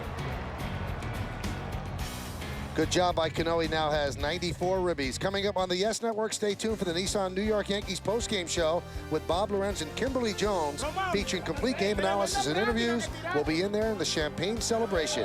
The senior producer of the Yes Network, and tonight's game produced by Kevin Smolin, directed by John Moore. Pre and postgame produced by Bill Bolin and directed by Michael Cooney. Supervising producer Woody Fryman, and the executive producer of the Yes Network is Mr. John Filippelli. Join us again tomorrow for Yankees baseball as the Bombers take on the Devil Rays here at Tropicana Field. The coverage begins at 6 p.m. with batting practice today, followed by the New York Yankees pregame in high definition where available. For more on the Yes Network, log on to YesNetwork.com. Once again, the final score: the New York Yankees 12, Tampa Bay Devil Rays 4. Yankees go to the postseason for the 13th straight time. We'll be back from the booth with some final thoughts in a moment. Kim Jones is in the clubhouse, but now let's go to Bob Lorenz standing by in our studios. Bob? All right, Michael, thank you. Great to have you with us on this playoff-bound edition of the Nissan postgame. We only get to say that once a year, and let's be honest, back on May 29th when the Yankees were 8 games under 500, 14.5 back in the division, who thought we'd be saying that? But they gutted it out, a lot of pain, perseverance, and now they're playoff-bound again. Let's show you the highlights of tonight's clinching highlights. They're brought to you by Chef's Diet. Visit them on the web at chefsdiet.com. And here we go. Devil Rays got on the board first. It was 1-0 top of the 4th, but Derek Jeter got it right back. First pitch he sees from J.P. Howell, and it's gone. A hit in his 13th straight game. He's hitting .387 over that span. Top of the 5th, 3-1 Yankees, bases loaded. Jorge Posada. Base hit to right center field. Johnny Damon and Bobby Abreu will score. 3 hits and 3 runs batted in for Georgie on the night. Yankees were up 5-1. And there was more to come in the 5th. Robbie Cano follows up. Hammers one it deep to right field and gone. A 3-run homer. Cano had 5 ribs on the night. He has 94 runs batted in on the season, all part of a 7-run 5th for the Yankees. Bottom of the 5th now. Runners at the corners. They're stranded. Chien-Ming Wang strikes out Johnny Gums.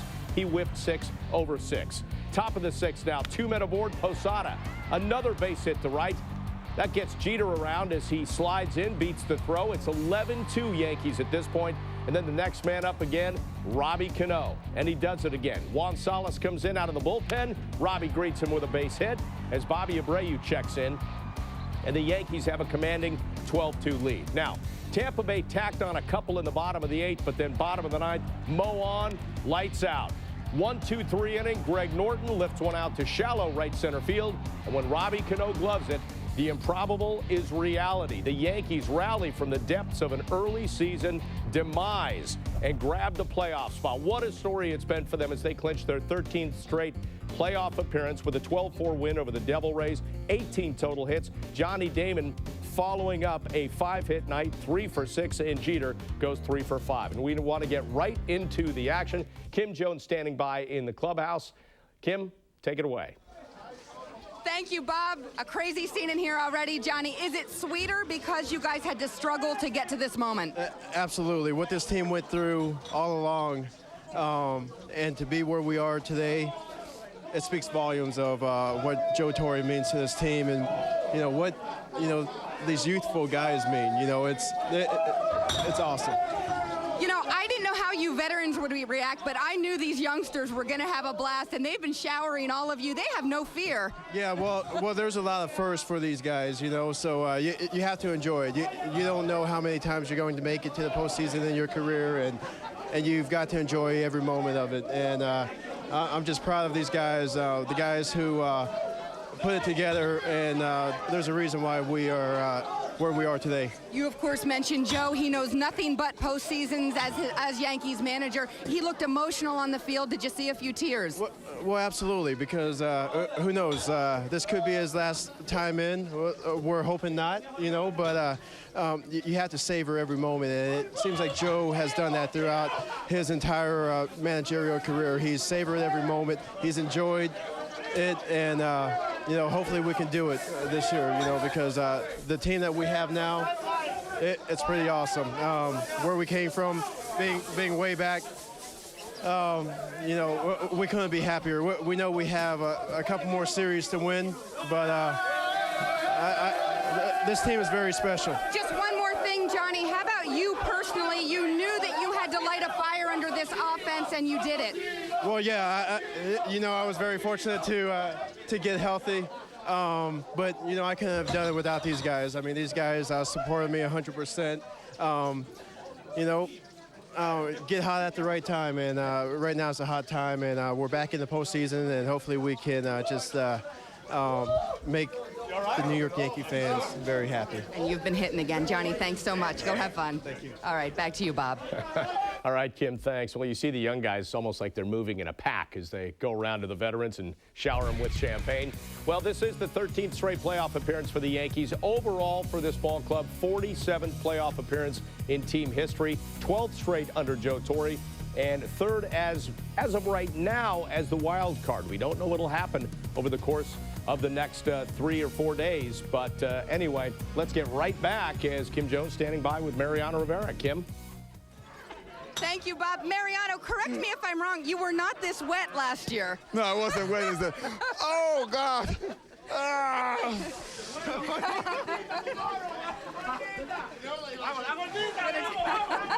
You're toweling off. No, I wasn't. And, it's great to see all these young boys, celebrating and feeling great, feeling good, and, it never gets old. I thank God for this opportunity. I thank God for the job that we had done, and we have to continue. Even for you guys who've been here before, though, this seems more special, maybe because there were so many rocky moments when people counted you out. Definitely, everybody counted us out, and we just play hard, and all the rookies that came in, help us a lot. So I'm happy and I'm grateful for my whole team. Does any of the situation remind you of '96? You're setting up Wetland. Jabba now has come in and had such an impact in this bullpen. Does any of that remind you of that time? It's great. It was great. It reminded a little bit about that, yes. But the thing is that we had to definitely do it, and I think we had the team to do it. So we just had to work for it hard. I think they want you to get in on that. I tell you, they want me to get in there. Those guys are tremendous. I like it. Thank you, Mariano. You're welcome, babe. Bob, we're going to let him go have fun. All right, Kim, thanks. So Mariano with a special guest appearance there by Robinson Cano. Now, let's take a look at Mo's numbers for the season. Remember, he didn't get a lot of action early in the season because when they were losing big. There was really no need to put him into situations. So, again, didn't have a lot of saves early, but really came on in some important games in the second half. Ends up with 30 saves, his 10th season with 30 or more saves. And again, the ERA, terrific. And as the season went on, it got better and better, and you saw a lot more of those typical Mo 1, 2, 3 innings. Let's get back to the clubhouse now. Kim Jones standing by with another guest, a big one, Alex Rodriguez. Kim? I'm with Alex Rodriguez, whose towel is no longer helping. Alex, what a celebration. How much fun is this? It's a lot of fun. I mean, we've come from a long ways this year and a lot of adversity, a lot of injuries. and to be able to be in this position, this team has a lot to be proud of. My goodness, Alex, your numbers, we've talked about them since April now, more than 50 home runs, more than 150 RBIs. But is it more gratifying to have a season like this in a year where the team comes back like it does? Well, no question. I mean, there's not one thing that this members of this team did that wasn't needed. I mean, we had a lot of contributors from top to bottom. And, when it comes to Joe Torre, he's our leader, and he's a guy that we owe a lot to this. He kept us focused, he kept us motivated, and I couldn't be more proud of the guys and our coaching staff. It strikes me that a theme among you older guys is the youth. How much did these young players energize you? Phil Hughes comes up in April, but then the onslaught later. Well, there's no question that without the youth, we wouldn't be where we are right now. They deserve a lot of credit, Cashman and his staff, and the energy from the young guys is exactly what this team needed. Alex, an MVP might be in your future, probably will be. What do you see for this team next month? Well, I think anything is possible. I mean, this team has been through so much, and so many people counted us out early that, right now is in our hands. You guys feel like saying I told you so? No, we don't. Not yet. Thank you, Alex. Bob, back to you. Well, Kim, Alex and the Yankees don't need to. I'm sure there are plenty of Yankees fans who would like to say that, though. And look at Alex Rodriguez, these numbers. Now, let's not forget, we need to underscore this. Everybody's going to say, what can you do for me in October? Just think about what he's done this entire season. When they were losing early on, when they were 21-29, Alex helped carry that team in April and May with his home runs, with his base hits, with his RBI total. He single-handedly won them games and kept them afloat while the other bats started to come around, while the pitching staff got healthy. Some of the key pieces came into being, and when some of the young players were able to get there. Now let's go back to the clubhouse. Kim standing by with Joe Torre. Kim? Got wet, huh? Thank you, Bob. I am with Joe Torre, an emotional Joe Torre. This is a big night. Energy!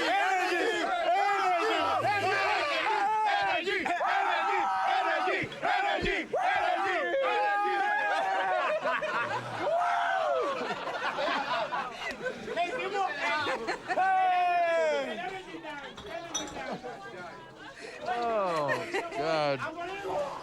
Oh. It's still emotional.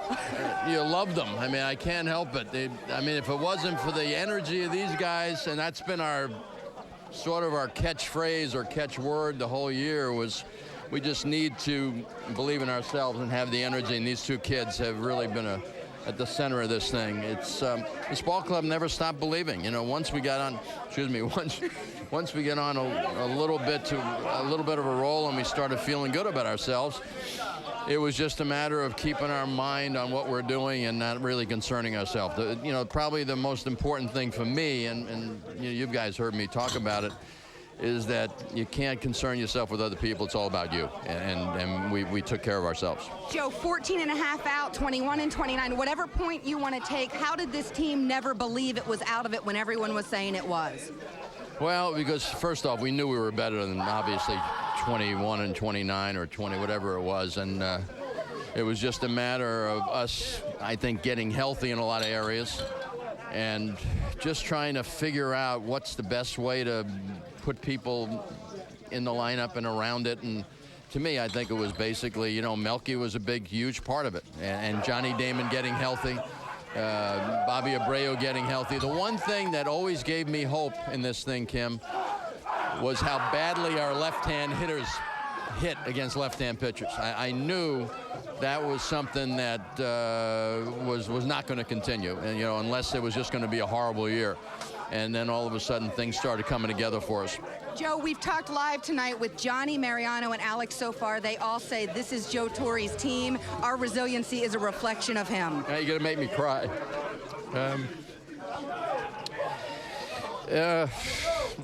I can't say enough about the passion for this club.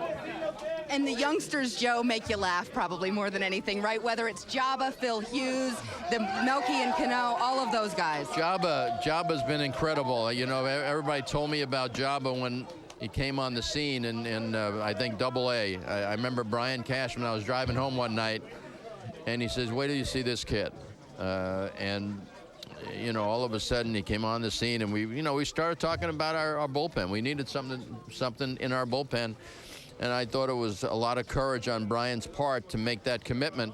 to have a young pitcher like this go out there and try it out of the bullpen, but evidently they knew a lot about his insides and his personality to know that even if he failed at it, it wouldn't affect him. Joe, you know what it takes. Is there magic in this clubhouse? Oh, we're good. I mean, we're good. We need to pitch. I think every ball club who's going to the postseason knows how important pitching is, and luck, especially in that first go-round with 5 games. But as far as what we have gone through this year, as far as the pressure, hopefully we can, get a good result and enjoy it while we're doing it. It's been a remarkable ride so far. Thank you, Kim. Back to you, Bob. All right, Kim, thank you. It has indeed, and we're going to continue on this latest ride, the one tonight in which the Yankees have clinched a playoff spot for a 13th straight year. The celebration continues, and so does our coverage here on Yes, right after this.